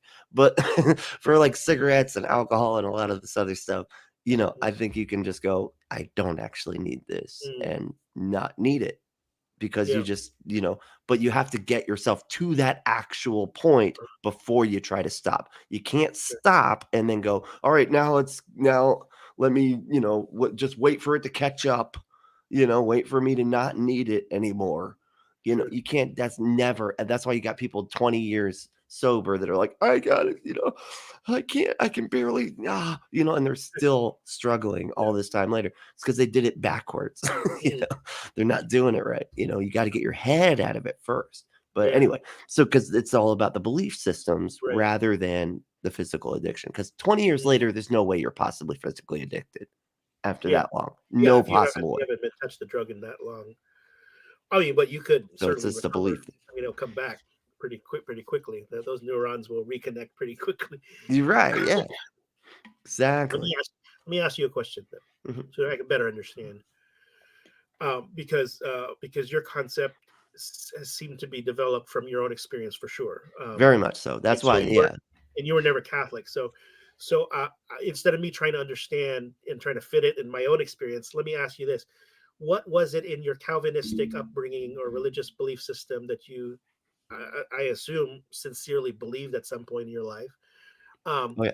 what were those behaviors that you feel like are the addictive crutch type? Like, what was that for you? How was it a crutch for you that then became analogous to the drug behavior? Does it make sense what I'm saying? Yeah, absolutely. Yeah. So, for me specifically, now I was like I said, I was homeschooled. I didn't do. I mean, I wasn't allowed to watch any movies. I wasn't allowed to do any other stuff, right? Mm, And I was mhm, told like my whole childhood that you can't do anything on your own. You need Jesus. You need Jesus. You have to do. And it was over and over, like constant. And just to be clear, everybody else wasn't Calvinist. I was Calvinist, uh, and it made a oh, lot of people mad. But I was like, oh, this is the only way it makes sense to me. But you know, so um, what flavor of Christianity did you grow up in if it wasn't Calvinist? it was the Calvary Chapel movement. Um, Oh, so they were um, definitely not, they were evangelical for sure. Yeah, absolutely, yeah. Once And saved, always saved. well, no, we didn't do that. No, it's, because of the guy next to Jesus on the cross, you can or, oh, Right. wait, um, no, But once Calvary saved, always Chapel saved. tends to Anyway, be that I'm saved. I'm saved. By the blood of Jesus. I'm covered by the blood of Jesus. Therefore, I don't have to do anything. right, It's all the blood of Christ. yeah, through grace, not faith, or I mean, through, faith by grace, not by works, lest any man boast. Right. Yeah, that was Absolutely. the the mantra. Um, but Okay. it was, very much, and I think the reason of that, it was like the Calvinist part of me was like saying that, um, you couldn't leave because that meant were never safe to begin with. You know what I'm saying? Like if you Mm, did leave, that meant you weren't actually saved. And right. that in that regard, Sure. it was like that. But anyway, but I think that, and I was at church every day. I was doing stuff all the time. Like literally I was there every day. I did, Mm, band practice for Wednesday on Monday. Tuesday was the Tuesday night beach Bible study. I played guitar for that. Wednesday was the Wednesday night. Thursday was practice for Sunday. Saturday mm. was the Saturday night event. And then Sunday I played for that as well. I get the picture now. There So, is, I get it now. There's a Calvary Chapel like 2 blocks from here, and no way. I went there like 2 months ago Oh wow. because there was a friend of mine who went to that church, and he was very anti-Catholic, always attack Yeah. Catholicism on my Facebook, and I It's said, you know weird what? how weird they are about that. Honestly, it is. I said, you know what? I'm going to go to his church. I'm going to go right to the heart. I'm not afraid of, debate whoever wants to debate. I'll talk to him. And he was like totally anti-Calvinist, totally anti-Saint Augustine. Saint Augustine is an enemy of the church. He's a heretic. I went to his Calvary Chapel church, and I went to the coffee shop and watched the sermon or whatever it is in Yeah, the coffee shop that's because how I used to it's do that it too. cool, right? It's trying to be hip Christian, Yeah, yeah. So, it's got the it's one of Starbucks. those, and Yeah. I have to say that I preferred it that way, not for the Catholic Church, but for that church because I could eat my sandwich, and look at the books, and I pulled one of the Bibles out, and guess who was in there quoted on every other page? Saint Augustine. So of Oh, course no I was like, shit. So I'm like, yeah, he's a heretic, but his stuff But is in your bookstore. So like maybe you got to rethink some of your yeah, strong it's positions. well, and it was very much and that was almost I think what kinda kept me in there was because it was like, "Oh, no, we're all like, we only need to believe these 2 or 3 things. Everybody can disagree on literally everything else. As long as you believe that if you ask Jesus into your heart and you decide that you're going to do it, that's it. Everything else, Calvinist, Arminius, doesn't matter. All the rest of it is just semantics or not semantics, Yeah. but like it's just not as important, you know. Well, the Uh, pastor might say that. I don't know if they will actually teach it. They're going to teach yeah, their flavor. They have to choose a side, right? The right. pastor either teaches predestination or not, either teaches free will or not. So right, so yeah, in the pews you could be a Calvinist, but pastor is not going to be teaching at a Calvary chapel that you are incapable. He's not going to teach that you're incapable of choosing God or not God. Well, He's not. there was multiple pastors, but like, and some of Yeah. them were, and other were. But anyway, yeah, Well, that's why they'll I was probably be like, excommunicated at some point because you have to kind of be in the well, club. right. Well, that's my point. Like they only had like a few very solid A few tenants, basic and then things, right? they were kind of like, we're open to debate for the rest of the stuff, kind of, and Sure. it's not as important. It's just mainly to do these things to get into Mm. heaven, which I Well, I mean, almost feel like helped my. But that's why I think I stayed there for so long because I feel like there's different flavors of stuff from what you're talking about, different denominations, different interpretations. I sure. feel like that's the main reason I was just like, wait a second, this makes no sense. How is everybody like hearing from the Holy Spirit and he's telling them everybody That's right. something different? No, that's exactly what I told my friend. That's why he unfriended me. I was like, how does he? You can't be. you can't be. You can't because at some point I finally engaged his arguments, I said, you can't tell me all the theology that you're criticizing about the Catholic Church and then tell me I'm saved. I mean, you just can't. You just can't. Because I believe that Mary has a role in salvation. I believe that there are indulgences. I believe all these other things. But on the one hand, he wants to have the olive branch because he wants to lure me in. So I get it. And Right, he's right. saying, I think, brother, I think you're a Christian. And I'm like, well, look, if some of your compatriots who think that we worship Mary, I'm an idolater. I'd rather you fess up and tell me what you really think about my Catholic beliefs. I hold to that stuff. I'm not a Protestant in a Catholic church. I'm a Catholic in a Catholic church. All right. Right. So you can't have your cake and eat it too, right? Tell me what you really think. And then so you can't tell me that the Holy Spirit is leading you to an interpretation that's different from my interpretation, and we're both Christians. It doesn't make sense. The Holy Spirit is not a God of confusion. There's only one way to interpret that scripture because it's the way it was intended. Anybody who writes something, any book on the shelves, but most of them are theology, but anybody who intends to write, the author has an intended meaning of that. Right. The question is the person that's reading it aligning their interpretation, because they might not be aware, I'll rephrase it, is their interpretation aligned with the intended meaning of the author, whether it's the author is God, or the author is Matthew, Mark, Luke, and John, or Paul.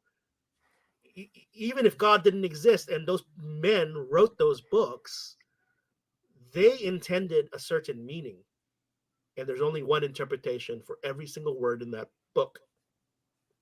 The question is it his version, my version, or any of the other denominations' version? So the Catholic position is there's only one interpretation, and it's the original intention of the author.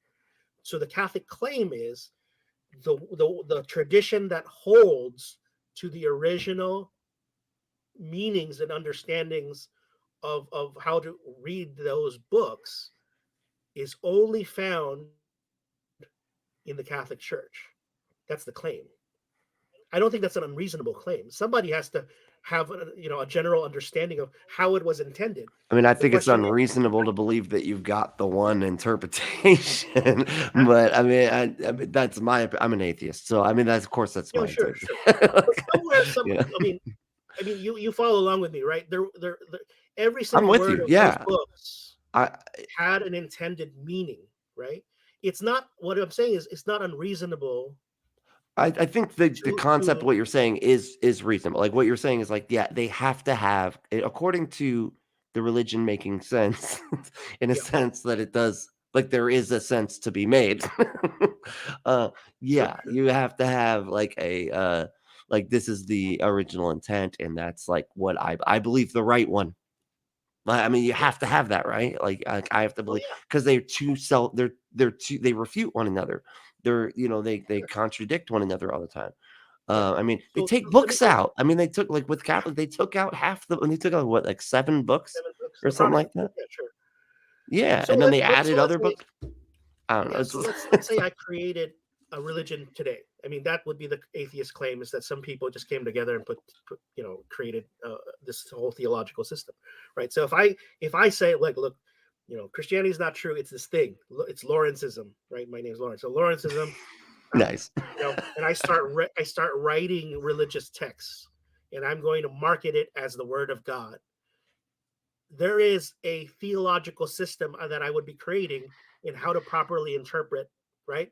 Right. So a person that's reading it might say, "Oh, I think it means this," but if I'm still alive, I could say, "No, no, no, no. That what I meant was this," right? So the whole idea is you create an infrastructure where there is a proper way of how to understand those But you those would make it writings. as you would want to make it as clear as possible, right? I mean, you'd be like, Sure, look, there is no interpretation here. This means this. And that's sure, sort of the problem with the scriptures is that it's so vague. I mean, it's not vague, but it's just like all over the place.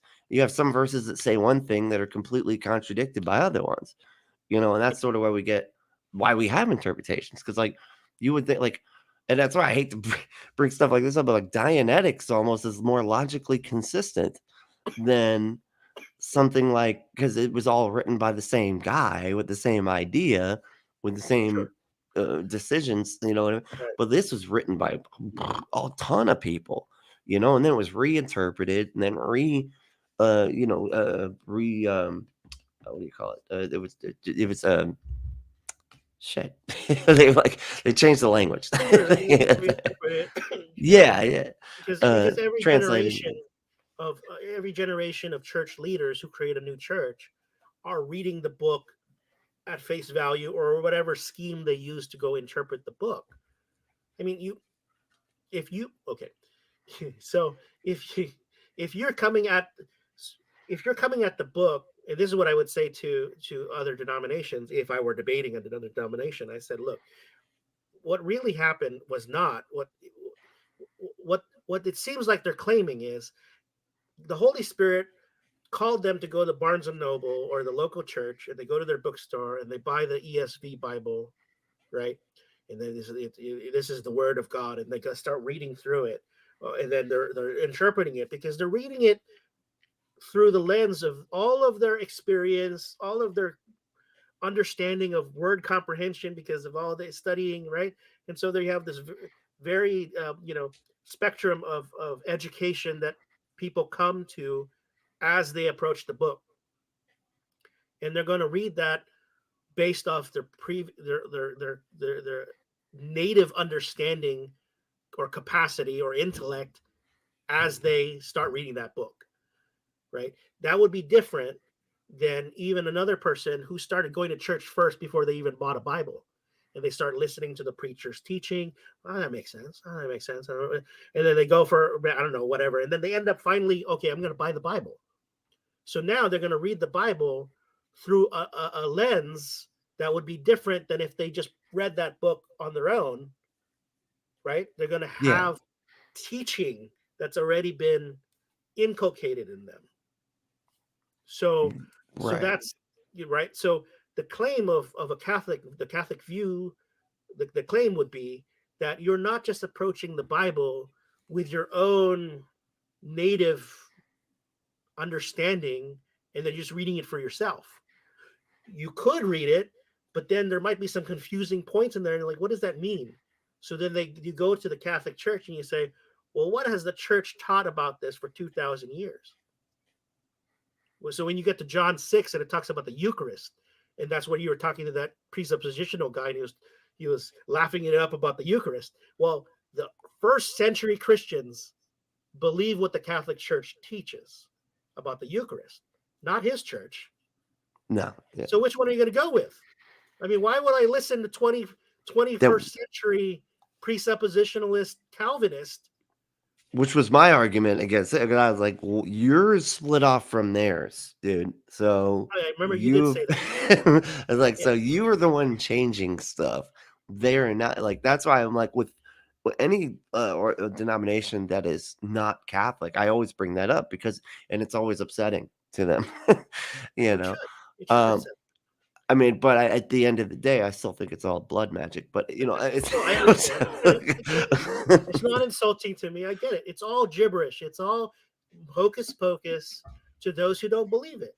So yeah, I don't spend a lot of time trying to, in an hour or even 2 hours, we're approaching 2 hours. I'm not going to have enough time to try to get you to understand the whole Catholic system in an hour or two. So I'm under no illusion that anything I say, even if I was 10 times smarter and I remembered all the things that I pretended to read in those books, um, even if I could beautifully articulate that to you, it doesn't mean you're going to get knocked off your horse like Paul and then say, oh, I believe. Oh, okay, yeah, you might be, oh, maybe God does exist, but it doesn't mean the Catholic Church is true and the Pope is the vicar of Christ and the Eucharist is true. All that stuff unfolds. It's it's yeah. it's a process. I mean, That's like even I've Protestants been take a while to accept the Eucharist.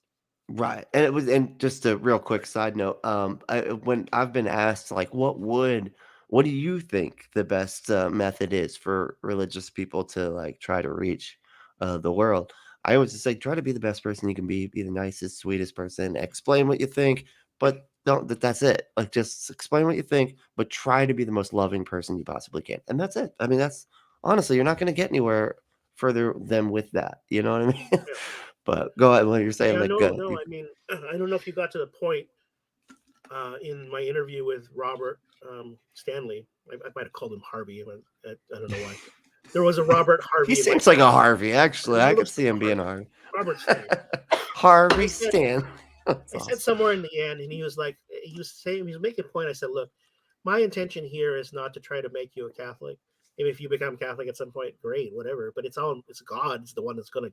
It's either in the cards or it isn't, right? So I'm not gonna sweat or get worried about making the right kind of points. because ultimately, if the theology is correct, it's God that's going to draw you, and He's either going to change your heart because of this conversation or a future conversation. I mean, at the end of the day, between you and me, not Robert, but between you and me, at the end of the day, at the end of your life, you might be the one that's saved, and I'm the one that's condemned. Hmm. That's what I've said in this interview, and then well, I've said it now, obviously, but Robert, and then I forget his other name. I forgot his name again. But Oh, I said Shane. Yeah. that Shane in this interview too. At the end of the day, he might be the one saved, and I'm the one condemned. That's Catholic theology. And Hmm. Protestants don't like that because they don't have it. They have a different theology. They want to be secure. Eternal security is one of the 5 points of Calvinism, or at least But Calvinists would say that. it says it's not secure. It's the Bible says like people come to me and say, "Lord, Lord." I mean, it creates a whole like tension. Yeah, The Bible does. I mean, it says like, "Hey, a lot of people are going to be like, dude, Jesus, what's up, man? I did all this stuff that was like looked like it was actually you working through me and everything, and now it's not." You know, that's scary, man. Like, I don't know how Christians deal with that shit, man. I Honestly, mean, well, I mean, yeah, it's I mean, like, see, the reason why, see, I would say the reason why it's so obvious to you is because God is calling you to the Catholic faith, not the Protestant faith. So, because I mean, okay. that's the clear. I mean, it's as clear as day when you read some of those passages that people leave the faith. Now, they might say, well, they were never Christians to begin with. That's the reason. I mean, they were Yeah, in they John always say that. 6. I get that a lot. I get You that know, a God lot. drew them, Father drew them, right? There's ways to explain it. That I mean, I'm not gonna be petty like your other guest. I would say I would just attack. I will give them because I know what they teach too. So they do have a reason for saying what they're saying. They do have a passage. I mean, it's in John 6 where it says, "No one comes to Jesus except the Father draws them." So the reason why those 5,000 left and he was back down to 12 is because the Father did not draw them. Right. So therefore, Calvinism is still true, and the Catholic Church is still false, right? There's no free will there. So they'll have answers to it, right? So it's not That's like they're like blind spots. They've had 500 years to figure out answers to the Catholic claims. So they have reason. But the Catholic answer is always going to be, so what? 500 years since the Reformation, what would make more sense? You would go for the interpretations of 16th century splinter groups, or you will try to look at the first century commentaries of Saint Ignatius of Smyrna, or no, it's Saint Ignatius of Antioch, or Clement, some of those writings, and then those aren't inspired Bible, books, but the reason why you would go to what's called the early church fathers is because it gives you a cultural lens to help you to see how those early Christians actualized the teachings of the Bible. hmm. What were they doing? So the question of do you baptize babies, like the Baptists will say, you don't baptize babies. That's ridiculous. It You never gotta says it in the Bible. choose. You gotta choose to be yeah. Never says it in the Bible. But what does it say in the Bible? It says that Stephanus and the Roman centurion, his whole household was baptized. Right. Household? What do you mean? The baby is not part of the household? They splashed the They didn't have house with the contraception water. back then. They probably had kids. You would have baptized those babies, and you find funeral. You would find sarcophagi in the underground. Where they would have the skulls. Right, in the early Christians, they couldn't practice their faith um, explicitly in public, so they would Right. have to have underground services, and they would have to have the funerals underground. They buried unbaptized babies. Like they would give them Christian names, right? So there's evidence in the archaeology, there's evidence in the anthropology, in the commentaries of the early church fathers Hmm. that validate the Catholic understanding, right? So you can Yeah. come to, even if it's all BS, you could at least come to how how did those early Christians interpret their BS? Or Right. throw you a bone. Well, At the very real quick, least, I who is the apologize. authentic ones? Go ahead. Sorry. Sorry. I just I have to. go to the bathroom real quick. But like, let me just do that real quick. Put up the we'll be right Sure, sure, back that's thing, fine. and then just a couple more minutes, and we'll finish Sounds good. off. But but I do appreciate, and I want to pick up where we left off. So just real quick there. But here we go. All right, I'll be right back.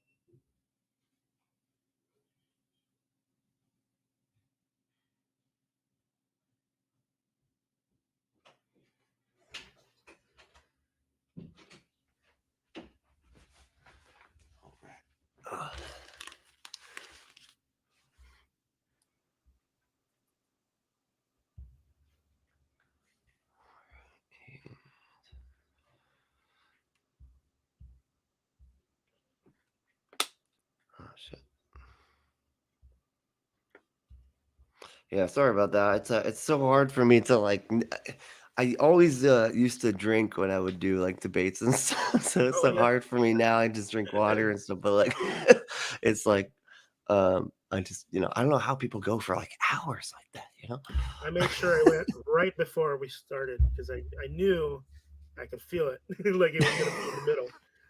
So, Yeah, I probably should have done that. But or I so mean, for the future, you could just have a commode. You see, your chair could just be a commode, and then you could go during the show. that won't look odd at all. It'll There it is, just no be no. problems. Yeah, just mute your mic so we don't hear nothing, and just True, because that is actually more unsettling than seeing it. But yes. But yes, okay. So no, that is interesting. Honestly, the because that is always the one thing that really messes with me is the interpretation thing. Because I'm like, if I can't know for sure, if there's no way to like put up a measuring stick, to be like, hey, this is how we know that this is actually true. Like science, like science is like, and science is constantly going back over itself. You know what I mean? Science is constantly being like, hold on, how do we know that this is actually true? Let's test this to make sure that it is actually true, sure, yeah. right? Over and over. It's a tentative, conclusion that, and I don't even know if I'd call it a conclusion. It's a tentative model Mhm, of conclusions, right? That can easily be, wrong and be like, oh, I mean, rarely is it's like they call it the Galileo gambit fallacy. Like, rarely is it ever a whole field of science is just bullshit. You know what I mean? mhm, Like, that's yeah, people like to bring that up a lot and be like, ah, man, but Galileo, bro. Like, but yeah, and we have a whole fallacy surrounding that because it happens so much and mhm, they're wrong. So, but the whole the whole thing is that like we have that measuring stick though. We have some ability to put something to like this is reality and this is not, and here's the mhm, control and here's not, and religion just doesn't have that. mhm, It's kind of just everybody thinking a thing. And usually, and the thing with science too is that it becomes more specific, it becomes more concrete the more you test. And with religion it always seems to be more divergent. The more we look into it, the more divergent it is, the more extra ones we have, the more we have people going, you know what? I think that you have to get baptized to go to heaven. Well, you know what? Fuck you guys. We're going this direction. We got our own church. Okay, you guys just no, it's cool. You guys stay. We're going. We're out of here. That to me is mhm, I feel like that is evidence that or not evidence necessarily, but it's just like a reason to be like, I don't know, man. Mhm. You know what I mean? Yeah. So let's say for the sake of argument, I mean, at the risk of sounding repetitive, because I will be, um, for That's the all right. sake of argument, just for the sake of argument, um, God exists. It's a triune God. He gave us scriptures. He came here 30, from -6 to 33 AD or somewhere around there, and then he taught us Jesus and he gave us the whatever. So the Bible is there, right? So for the sake of argument, God exists, and it's Christianity, and you just got to figure out which kind of Christian flavor it is. Okay. Okay, I wouldn't agree to say that you couldn't arrive at the truth of any of the claims that are issues that Protestants and Catholics or various Protestants debate. Right? You could just list a few, just as a few examples. Do you baptize babies? Is the Eucharist true? Is the Pope the head of the church? Is he the vicar of Christ, the successor of Saint Peter? Yeah. Did Christ found one church, or did he intend to found multiple churches that you can go to any random church and you could just be a good Christian, whatever, and whatever those common beliefs are, and whatever. Those are just a few examples, right? So, Right. to those debate those issues that you could debate, what would be the reasonable way? I mean, what could be a reasonable way to come to a resolution on how to get to the original understanding of those concepts? If God is real, and it's Jesus and all this other stuff, and they wrote the books as and they're inspired by God, but there's only one interpretation, because there's only one intention of the author, whether it's Hmm. God or the authors of those books. Okay, so what would be the reasonable way to arrive at that? Is it the Protestant methodology of sola scriptura, where you come to it and you just read like a Bereans? They always say the Berean method, right? The Bereans knew they tested what was being taught by the apostles by reading the scriptures daily. But what scriptures were they reading? They're not the New Testament. They were reading the Old Testament, right? Because there was no New Testament yet. So how are they testing the new doctrines of Paul using the Old Testament? There's no teaching about Christ dying on the cross for the salvation. I mean, yeah, there's foreshadowing about the It. Lamb of Yeah. God is going to take away the sin of the world, things like that, right? But If it was foreshadowing or Francis, just using the old to write the new, right? Like, because they could read the old when they wrote the new, sure, right? Like, to fulfill, yeah, right. So they write the thing to fulfill the old. But remember, we right. already agreed, for the sake of argument, God, Oh, yeah, no, it all you're makes right, you're sense. right. But Yeah, even God so, all makes sense, what right? if the old So schools, it's or no, you're right. Okay, yeah, you're right. so you could come to the you could come to a resolution on all of those debating issues, because you would just go to what the early Christians That was um, always my argument. Yeah, you believed. go to the earliest, whatever the earliest was. But I mean, not just but we're because you say talking it's about. a Catholic church, but you actually look at their reading or their writings, because they exist. I mean, those three blue books right there are the early some of the early writings of the church. Come on, It's not even those are published by three Catholics. dictionaries. We can tell what Yeah, you can't dictionaries even. look like, man. Yeah, those are just regular dictionaries. I found it at a used bookstore. I don't know why you Okay, bought three of the same dictionary. Whatever, it's. but we know that those writings. Well, my point was to say they're not actually even published by Catholics. The early church, a lot of the volumes of early church fathers are published by Protestants. Oh So wow. if anybody wanted to change a few things, it should be that, right? But you could use their own, use Protestant books as resources and look at what Saint Irenaeus said, or what Clement said, Saint Ignatius. What did they write? What did Augustine write? About salvation or baptism or whatever it is. Mhm. You know, so which one's closer to those early Christian teachings? I mean, the biggest one, I would just focus on the biggest ones: the Eucharist and the Pope. Okay. Did they vest a certain authority in Saint Peter that was different from the rest? And then you read those writings. I mean, right? Because no Protestants have popes. No Protestants have the Eucharist, except maybe the Lutherans and the Anglicans. But you've already gotten rid of thousands upon thousands of other denominations, I, I'll go for just that. just from that, yeah. Let's just bring it down. Let's just bring it down to 3, and then we'll figure it out at that point. But at least get rid of, Do the y'all?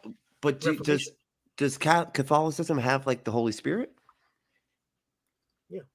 And so, but is the Holy Spirit's job, or like part of his job, to help you interpret the No, scripture and no, understand it? not in the No. same way. Not in the same way that Protestants see. The Protestant theology says the Holy Spirit will help guide them. They'll interpret that passage about I'll send the Comforter, I'll send the Holy Spirit to remind Yeah. you of the things that I've taught you. If that means what Protestants think it means, then why is it that there were so many false teachers that Paul was warning us about? Right? Obviously, right? Didn't the Holy Spirit guide those false teachers? No, of course not. But doesn't the but without some type of clarity, don't the Catholic Church still have that problem? No, I mean, well, you could use some scriptures to give the proper understanding of that, right? Because Paul says, hold fast to the traditions that we've given you, either by our written word or our spoken word. Hold fast to the tradition, right? If somebody comes, even an angel that comes from heaven that gives you a different gospel, Oh, right. Yeah, I you remember that reject verse. that one. Yeah. You hold to what we taught you, right? Said, "Even So, if I come back to you and tell you yeah, something different." yeah. So he also says something like, some of you say you're from Apollos, some of you are from Cephas, or from whatever, but I am of Christ. Right, right. Right? Something like that. The whole point in all of those passages is that Christ gave one teaching. I mean, different teachings, but one, One one collection one of system. teaching. What's that? I got you. So one collection of One teaching. collection, one system, whatever that system is. And again, we're assuming it all fits together in a cohesive way within its own system, right? I mean, not obviously if you're looking in, it seems all ridiculous anyway. But there is a certain cohesion within the system itself as it was founded, right? I mean, the splinters came later, right? But the original content was there, and Paul is saying, "This is what was given to me. I am giving it to you. You keep that stuff. Don't Right. listen to those other guys that are trying to reinterpret it. Interpret it the way I have taught you to interpret it." That's basically what he's saying. And okay. So, Okay. and the assumption would be, or the Catholic claim would be, that that institution took that seriously. I mean, again, you would have to assume these people are trying to change the teaching for it to then say, well, that's why you have different teaching later on.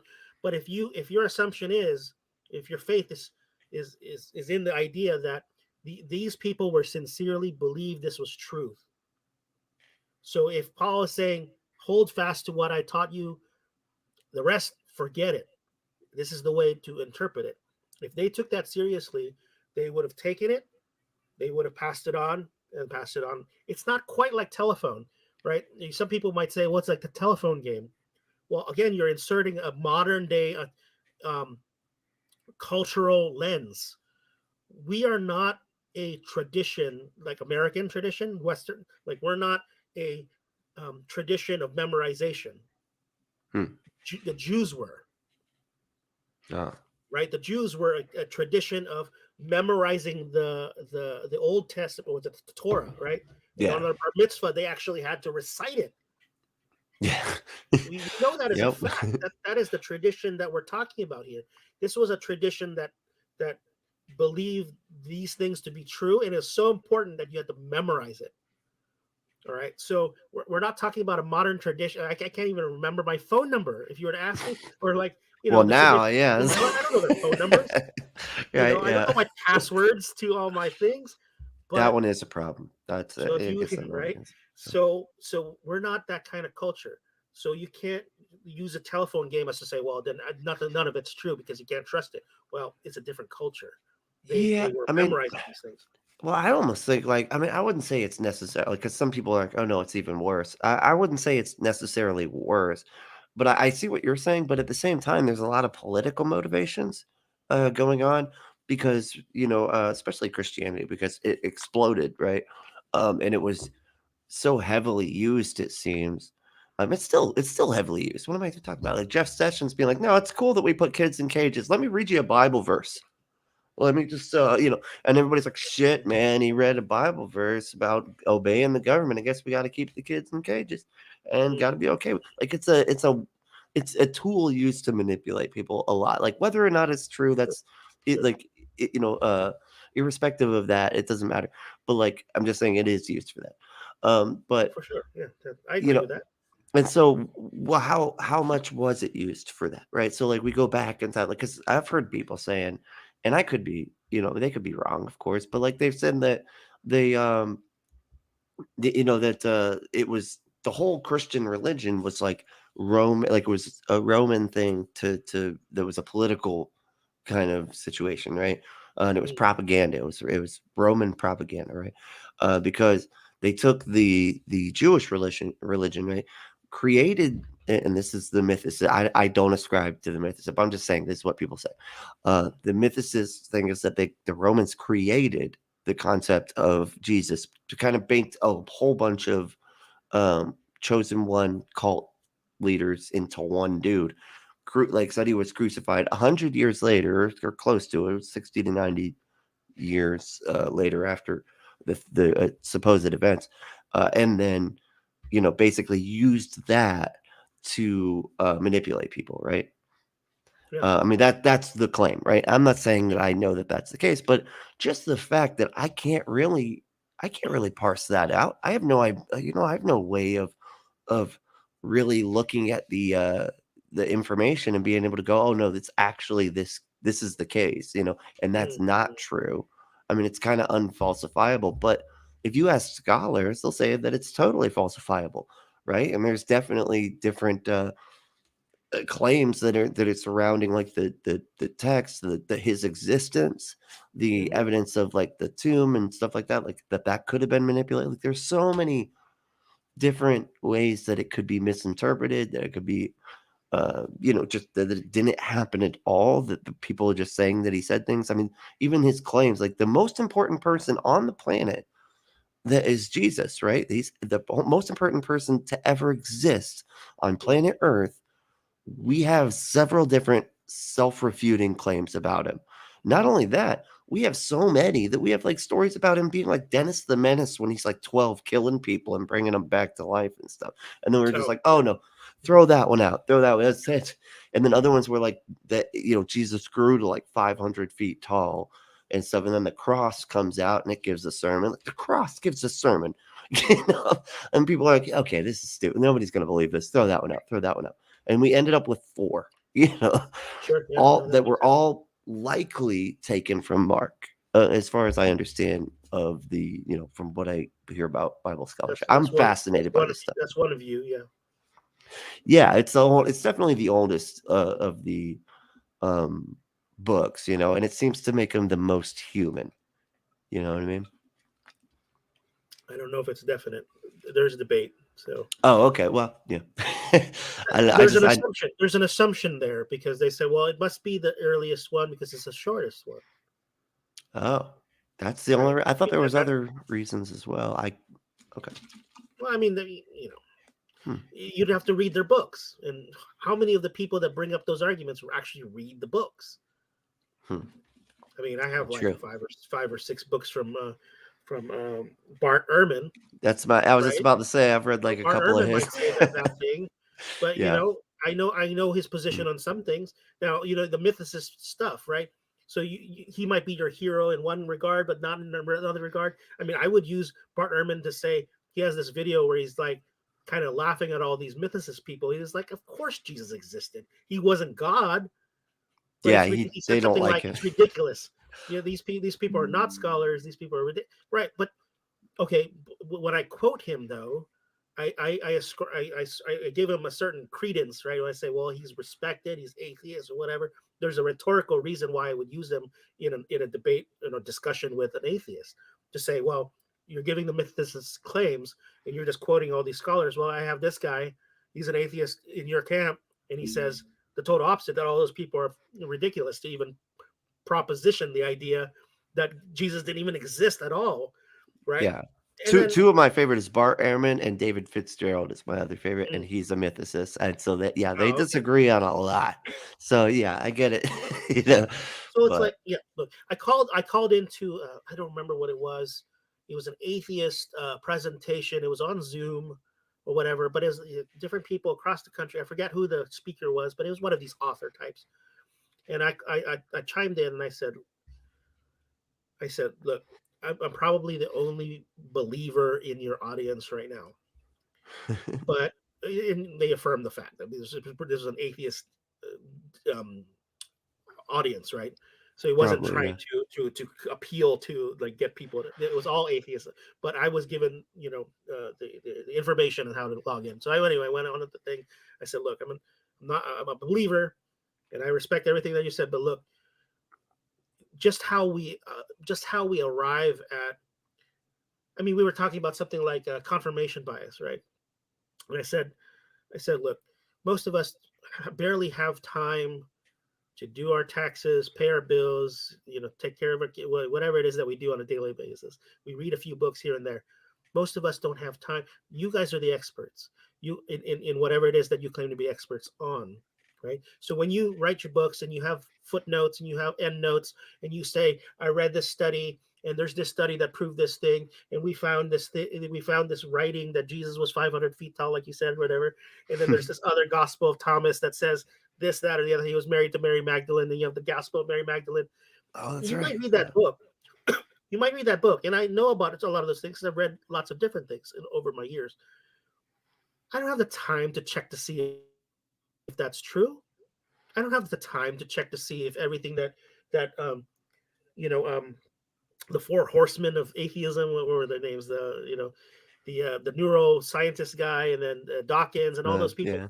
Dawkins, If Harris, and Dennett, when you and read their stuff and they're your Hitch. heroes, they are your heroes. You are already giving them some credence because they of their PhDs or their notoriety or whatever. So as you read through their books, I don't believe there's a single person that's like, I don't know about this article. Let me go pull it up, blah, blah, blah, unless they're interested in the actual topic itself. They're not verifying any of those things. You don't actually know if what they're presenting is accurate.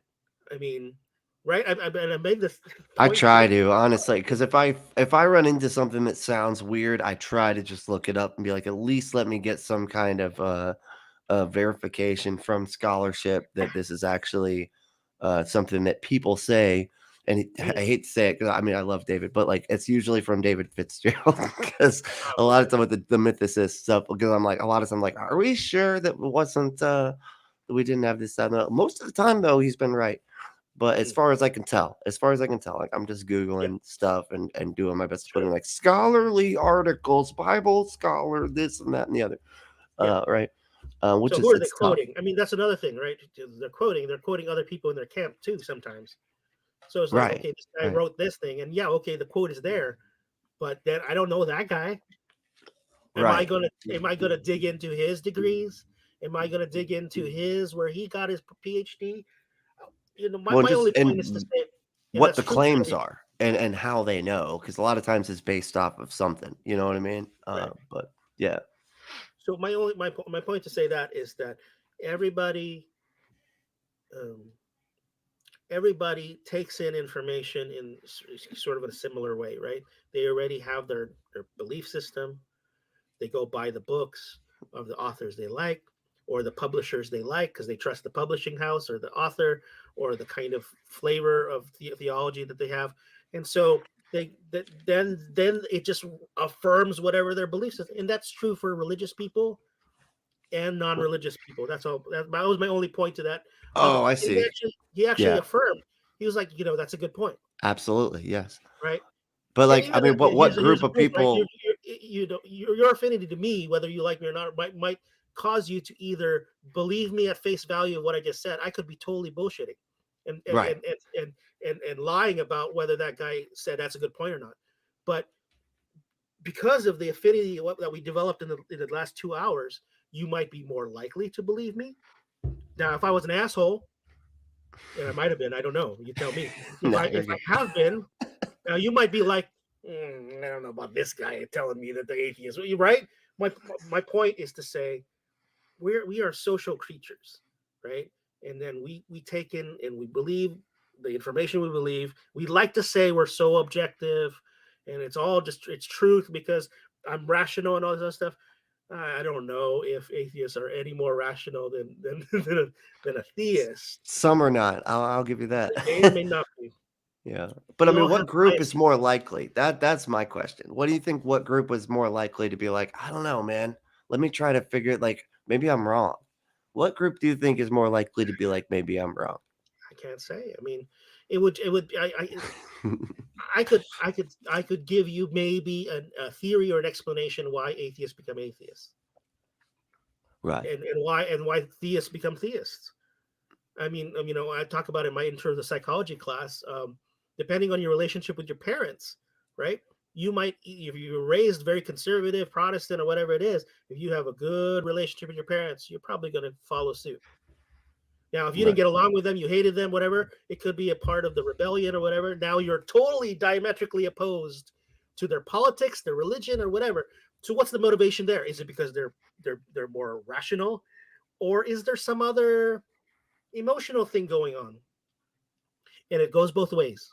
Yeah. Again, And I'm casting the net both ways and to probably a say little of both. Yeah, I feel there you're are right. people who become atheists for emotional reasons, social reasons, Oh, there is. political Yeah. reasons, financial reasons, and there's people who go the opposite direction and for the same reasons. True. Yeah, So I'm not absolutely. I'm not gonna. And even look, even if it's because people are more rational that they lose their and what is rational anyway? We got to define that. Even if 99% of the population became atheist tomorrow, theology could explain that by saying wide is the way to destruction and narrow is the way to salvation. Now, if Yeah, you're a it's universalist, that doesn't make sense because you believe everybody's going to be saved. But if you're a traditional Christian, you'd probably say, well, if most people, go that way, so what? That's yeah. the way it's supposed to be. There's only a few, the chosen few, right? Right. So I mean, that's kind of the unfalsifiability of like something like intelligent design. If you can just say that the designer designed it to not look designed, see what I mean? mm, You know what I mean? Like you can always yeah, that's what makes it unfalsifiable, right? And those same type of claims, like what you're saying, is very similar in the sense that we can't really. It makes it really difficult, to be able to demonstrate that one thing is actually true if like somebody can just kick the goalpost down the field. You know what I mean? hmm And that seems to be, and nothing against you. It's the nature of religion, right? Because the whole point of religion is to be like this unknown thing is something I believe in, and it functions in a way that I understand it functions, and I can't demonstrate that it's true, and I don't have to, and that's okay. And I'm just gonna live my life according to it, and blah blah. Right? You know what I mean? But that's what kind of makes it difficult for people that are very like much more pragmatic because we're just like, mm, yeah, but dude, on a pragmatic level, you're still functioning in a world that's as if a God does not exist, whether you think one does or not. You know what I'm yeah, saying? yeah, And yeah, so it doesn't to us, it's like, whatever, man, you're still just acting like the God doesn't exist. But hmm because you can always shift the goalposts, you can always just be like, well, but I found my keys when I prayed, or whatever, whatever, oh yeah, whatever argument you can make, you can always move it around to do that. And that's okay. And like yeah, what you were saying about confirmation bias, I'm not saying that that's necessarily a bad thing. I'm just saying it makes it difficult to be able to tell which one of us is right. yeah. Well, yeah, I mean, yeah, I agree with the key stuff because I mean, God answers prayers less often than He answers prayers. Let's be honest, right? I mean, even from a religious perspective, right? He doesn't answer all prayers. Why don't people pay attention to that, I right? mean, we try, we've done the research and stuff, and Turns out people actually do worse if people are praying for them, according to research. But of Yeah, course, maybe but because you're they're not not allowed to praying. test God because he's trying to pretend to not be there. So I mean, again, it's a whole Well, designed to not look designed problem.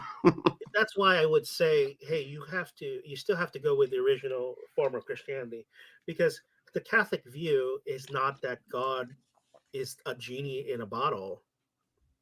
There's a lot of Christians who probably operate. There's probably a lot of Catholics who operate that way, but that's because of ignorance. The it's I mean, the example I just gave before is like God causes it to rain on the just and the unjust. Well, what does that actually mean? Tease that out a little bit. He's not going to give special privileges just because you're Christian.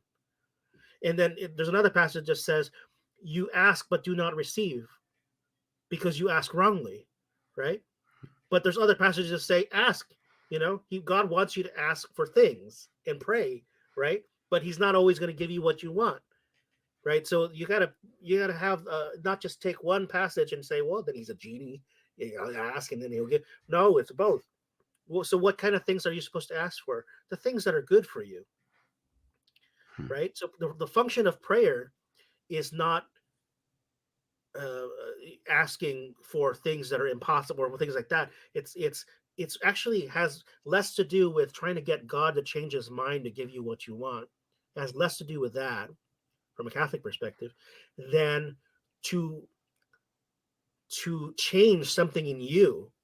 There's a disposition in you that needs to change, to be more humble, to be more um, resigned to the providence of God, because ultimately God has determined all things. And we know that to be true. People say it all the time. God has a plan. God has a plan. God has a plan. What does that actually mean? Do you actually believe that?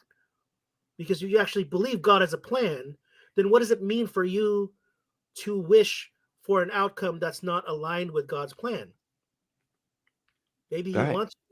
I mean, Well, I mean, here's why wish for anything? Why even ask? I haven't why. down. Yeah, But I mean, that's my right. critique. I But mean, but if you believe in God and you think that He could be swayed, then of course you're going to ask. So right, your and there's that theology. whole parable about the king, the ruler, and the woman, asking, and he changed his mind. So, So yes, uh, some thread of theology will say that God is capable of changing His mind. The Thomists will say He doesn't change His mind. It only appears like He's changing His mind because it's being written from the perspective of the reader, right? That God is changing His mind. It seems like God is changing His mind. That's why He right. wrote it that way. Okay. Yeah, I can see So that. that's the way of. I mean, because hey, you're also still an observer, right? Right. So you in your human relationships, you might make an appeal, and that person might have already made the decision in your favor, right? And you make your case or whatever, and they let you kind of squirm a little bit, and then it make it seem like your interpretation might be, oh, I persuaded them to go in my favor, but maybe they've already decided. You don't know because you don't know what's going on in their minds. Right. You just assume that maybe they changed, but really they knew they were gonna do this the whole time. Yeah. Yeah. Well, So hey, man, and it sounds silly. I think it sounds silly again. From if you don't believe, it just sounds like you're just trying to explain. But that's what it is. That's exactly what it is. well, and I was gonna say, like, as I mean, I was like I said, I was used to be a Calvinist, and now it's funny because 'cause I'm like the atheist version of that, which is a determinist. Or I don't know, I'm an agnostic about it, but I do think that there's something to that. Let me put it that way. I don't know if we rewound the, reality back to the Big Bang that everything would end up exactly the same. I feel like there'd probably be some just like stuff that would be different just because some arbitrary decisions that we would make. But I don't think we make decisions the way we think we do. I think that Mm, we're emotionally driven and then we rationalize afterwards. Because that just seems to be the way. And I try to catch myself with that and be like, oh no, man, like I actually reasoned this out. But more often than not, I'm just like, no, I fucking reacted, and then I went back and made up a reason. you yeah, know, and we yeah. just do that a lot. But well, Well, hey, man, I thank you think so if I much could, for. if I could make one Oh, last point, I yeah, actually yeah, go for it. I probably would be stronger than your position there if the Big Bang were the the theory that I subscribe to, which I don't, but I would just say if that were the case in your analogy, um, or your expression, it would be the same. My view would be it would be exactly the same. Oh, right, Like because it's guided, right? Like it's a there's nothing. I mean, there's a scripture that says even the hairs on your head are counted. They're, right, you gather stuff and put them in barns, but look at the animals; they don't do that stuff because they're taken care of. Right? Everything is part of the providence of God from a certain theological perspective. And so, right, if it's true when people say God has a plan, then He does have a plan, and you're part of that plan. Now, your experience of it, I analogize it to this, like a movie, right? The writer, the author, whoever creates the movie is God. We are okay, the character. We are the characters in that storyline. When we are progressing through the timeline of that movie, we are operating with limited knowledge of what the outcome is. We're making choices in the storyline, but right. when you put yourself out of that timeline somehow, like in a Matrix, and then you realize, wait a minute, this is a DVD that's playing. My lifetime is a DVD, and there's nothing you can't change a DVD. It's burned in. Right. So that's how I choose to understand. I mean, I choose to choose. that's how I. That's the analogy I You use to think you try to understand. choose to no, I'm just playing. But yeah. So in some sense, there is room for choices because the characters are living as if they are making choices, and that's it truly is their experience that they are making actual choices. They But they from the believe they're whole grand making scheme of things, yeah, it's set right? up. They believe they're making choices, right? Yeah, And even though it's gonna end up the way that they're gonna make the choice that's already that somebody else knows, right? Yeah, but that's where it gets confusing. not just knows, right? That's the Molinist views. He Uh-huh. actually causes it. Oh, okay. Well, then how is that not okay, we're gonna have to talk again How is it not? 'cause Well, he's causing it because through the through the free will that's actualized through grace, right? So there is grace that again it only makes sense if you're already in the system, right? But okay. if you try to understand the system, it explains it that grace makes it possible for you to actually make choices because in the Hmm. theology um, Council of Trent. I mean, there's all sorts of references that you're not going to look up, I'm sure, but I'll um, check it out. I because try. of original sin, the person is always going to sin because that's their nature. Their nature is fallen, and so if they do any good in their life, whatever it is, walk the old lady across the street, even things that are not meritorious, has nothing to do with their salvation. The only reason why they do good is because God has given them the grace to do that good in that moment. And if they don't do the good, it's because God didn't give them the grace to do that good, um, or gave them the grace, but then their free will um, Didn't caused them to do the bad thing. Well, they didn't. It must have been that God didn't give them sufficient grace or enough grace to then do the actual right thing to do from a moral standpoint, right? But there must be some reason in the whole grand scheme of things that he allowed. I mean, just like the problem with evil, right? I'm surprised we haven't even talked about problem evil in this whole 2 hours. But yeah, why that one tends to evil? be a Why long evil? conversation. It is. You can spend a whole 2 hours on just evil. Well, it's Right, yeah. it's part of the story. Any good story, any good movie, you got to have some evil. Right, yeah. It's that conflict. It's the push and pull. That's the way it is.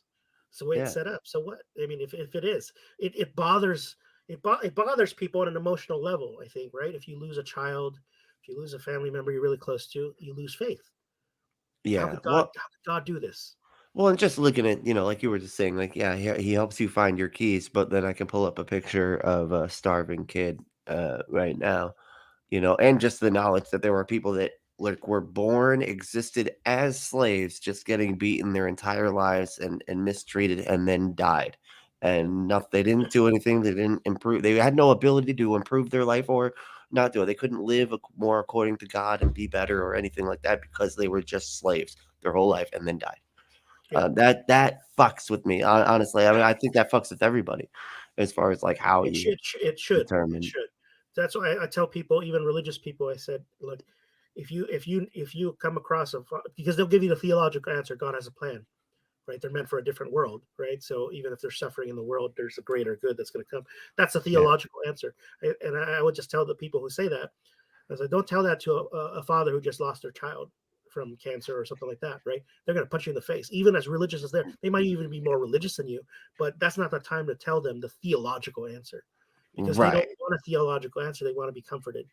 Yes, and you gotta reflect that. That's more important than telling them the thing that you actually think at that moment, you Right. know? It's one of Right. those few times where lying is actually a good a Well, you good just don't. thing, and But you don't. I mean, what my answer would be is like you don't tell them the theological answer. You would probably say something like, "Whatever it is that you need, I'm here for you.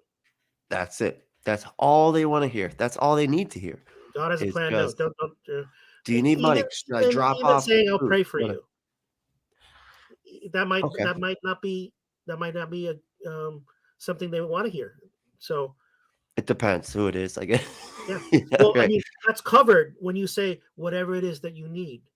Then it opens it up for them to say, "Pray for They me." can tell you. Yeah, that's a good point. That's a great And you point. say, "Okay, then I'll pray for you."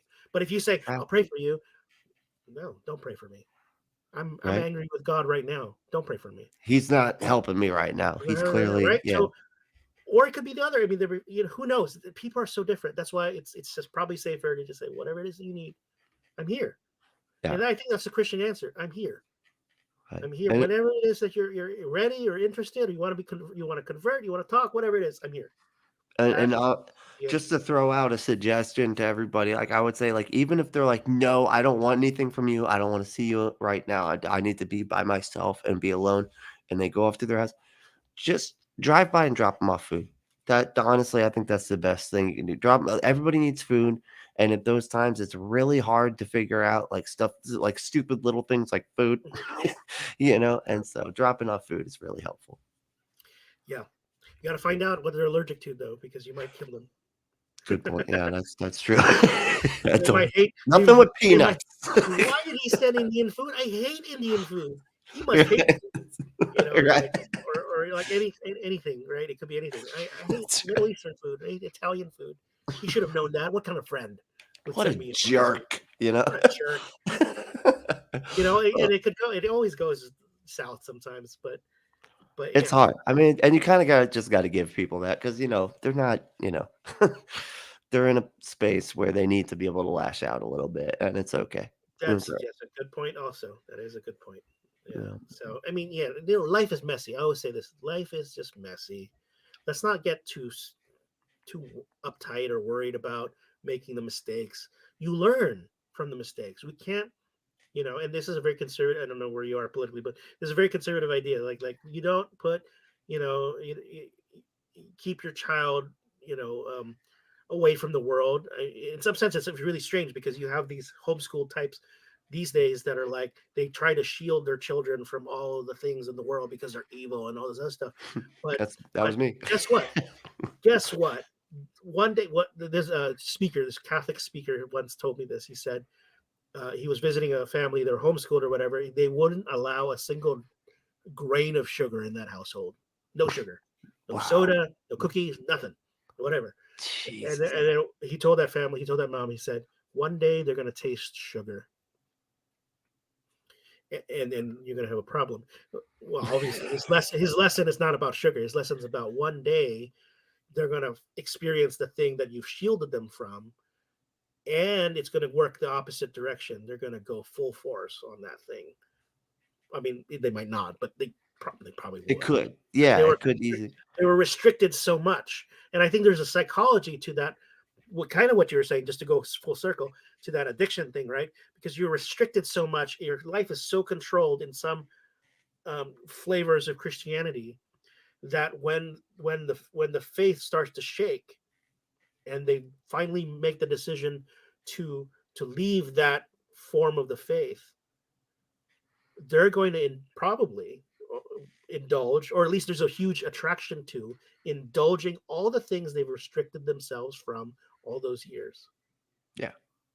Yeah, It's just absolutely. simple psychology, right? You restrict, restrict, restrict, so that when you finally go taste the thing, you're like, wow, it's probably even greater than if they weren't restricted at all and you just taste it and you're like, it's not a big deal. I Right. mean, I Because you, finally smoked marijuana, like one hit. I went to I never did any drugs. I'm not because of any pride or religion or whatever. Not even when I was atheist, I didn't try any drugs. I never had an attraction to it. But then I went to what do you call that? Um, Burning Man. And then no, you, no, I'm just kidding. somebody was getting married, and then my friend is a medical doctor, and I guess I stepped outside and we were in Tahoe or whatever, and he passed me the thing, and there's a social dynamic there where just like I guess I will, why not, right? Yeah. It didn't do anything. Weed smokers expect you to smoke. It's just like fucking what, man? What? Yeah, Why not? Like what? Yeah. yeah. I don't really smoke, but But it wasn't. I didn't ever felt restricted because there was nobody telling me not to, right? And then now I become some kind of pot junkie or something like that. Whatever. I've No offense to the term. I'm just saying that's, you know, everybody chooses their own thing. I For me, never it's heard food. pot junkie. That's I don't know. I don't know if that's a proper drug to even call it, it's to even use not, that but it's term. it was funny though. It could be a porn junkie. It could be a food Right. junkie, right? So I would Yeah. say I'm a food junkie. So that's my choice of a drug. I mean, yeah, sorry, you're not going to get diagnosed with food. Actually, You can. there Yeah. are food related addictions, right? Oh yeah. Yeah, you Body can be an dysmorphic impulsive eater. disorders, Yeah, yeah, absolutely. bulimia, Uh, anorexia nervosa, things like that. Actually, there's a close connection mm, between body dysmorphic disorders and the patterns of addictive behaviors. There's an addiction there. yeah. There's an It's like a addiction to the right. behavior of restricting. Yes. Yeah, it's like I said, it's like a negative behavioral loop. You know, Yeah. you just get stuck in, you know.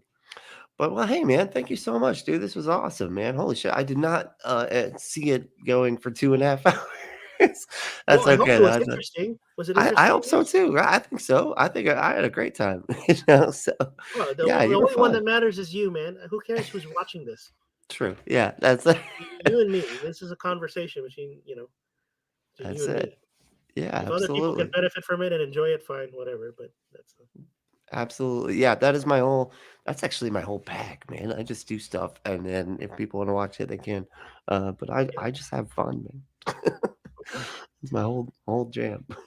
But thanks everybody. Do you have any pluggables? Do you want to plug in anything? What's the name of the show? I'm not trying to your other make show? money off of my stuff, but well, anyway, on Facebook, it's the church is called Symposia Church, Symposia Church. So every week we have a Wednesday night. We had a show last night about can God even love, right?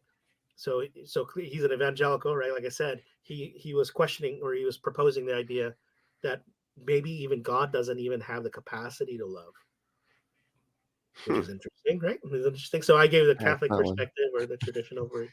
So you can find us on Facebook. Just type in Symposia Church, and it's just archived there. It's nothing fancy or special. Just whatever topics that you might be interested in. I do other things, but whatever. I teach at various colleges, and I do speaking type stuff around here. But I don't really care if people go find me and watch that stuff. Because for me, That's it's all right. local. It's people. It's individuals, right? So it's not about Oh, random people watching my stuff. I will never meet those random people, right. right? But I can make a connection with you, with Robert, with Shane. I finally remember his name, Shane. Yeah, see. Yeah, I can make connections, and it's memorable. That's important. It is. You're absolutely right. That's one of the most important things. I know life is all about connections, you know? Absolutely.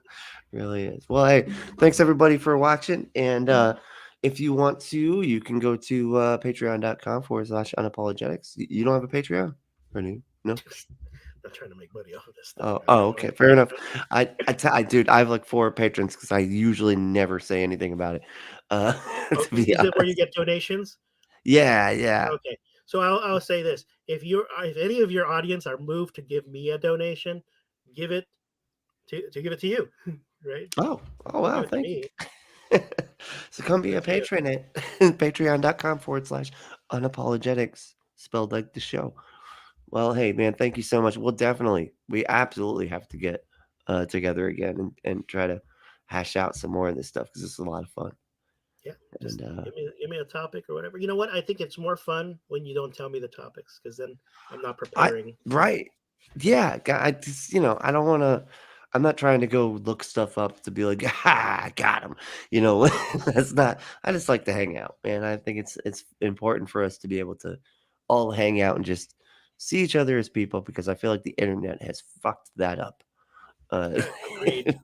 Agreed. like, And I'm part of that. I'm part of that. Guilty as charged. me too. That's alright. Yeah, when opinions come first, you forget that it's a person behind them. But yeah, Well, but that's well, thanks. certainly a lesson. You gave me a sermon of 5 words, and I do need to take that to heart. I do get very reactive to things I see on social media, and Me I get too. into it. I get into it, and I try to prove stuff, and I'm like, at some point, you get tired of it, and you're just like, oh, I got to unplug and decompress or disconnect, something like that. Whatever people Yeah, call it. unplug works. Disconnect. Yeah, sure. I do the same thing. I'll go like time without doing any online stuff, and it feels good. It feels good, Yeah, honestly. It yeah. does. You forget sometimes there's a real world outside these doors. Right? Like actual people you can talk to, man. It's Actual fucking people. awesome. All right. Thanks, everybody. Have a good night. And thanks, man. Thanks again for coming on. This is awesome.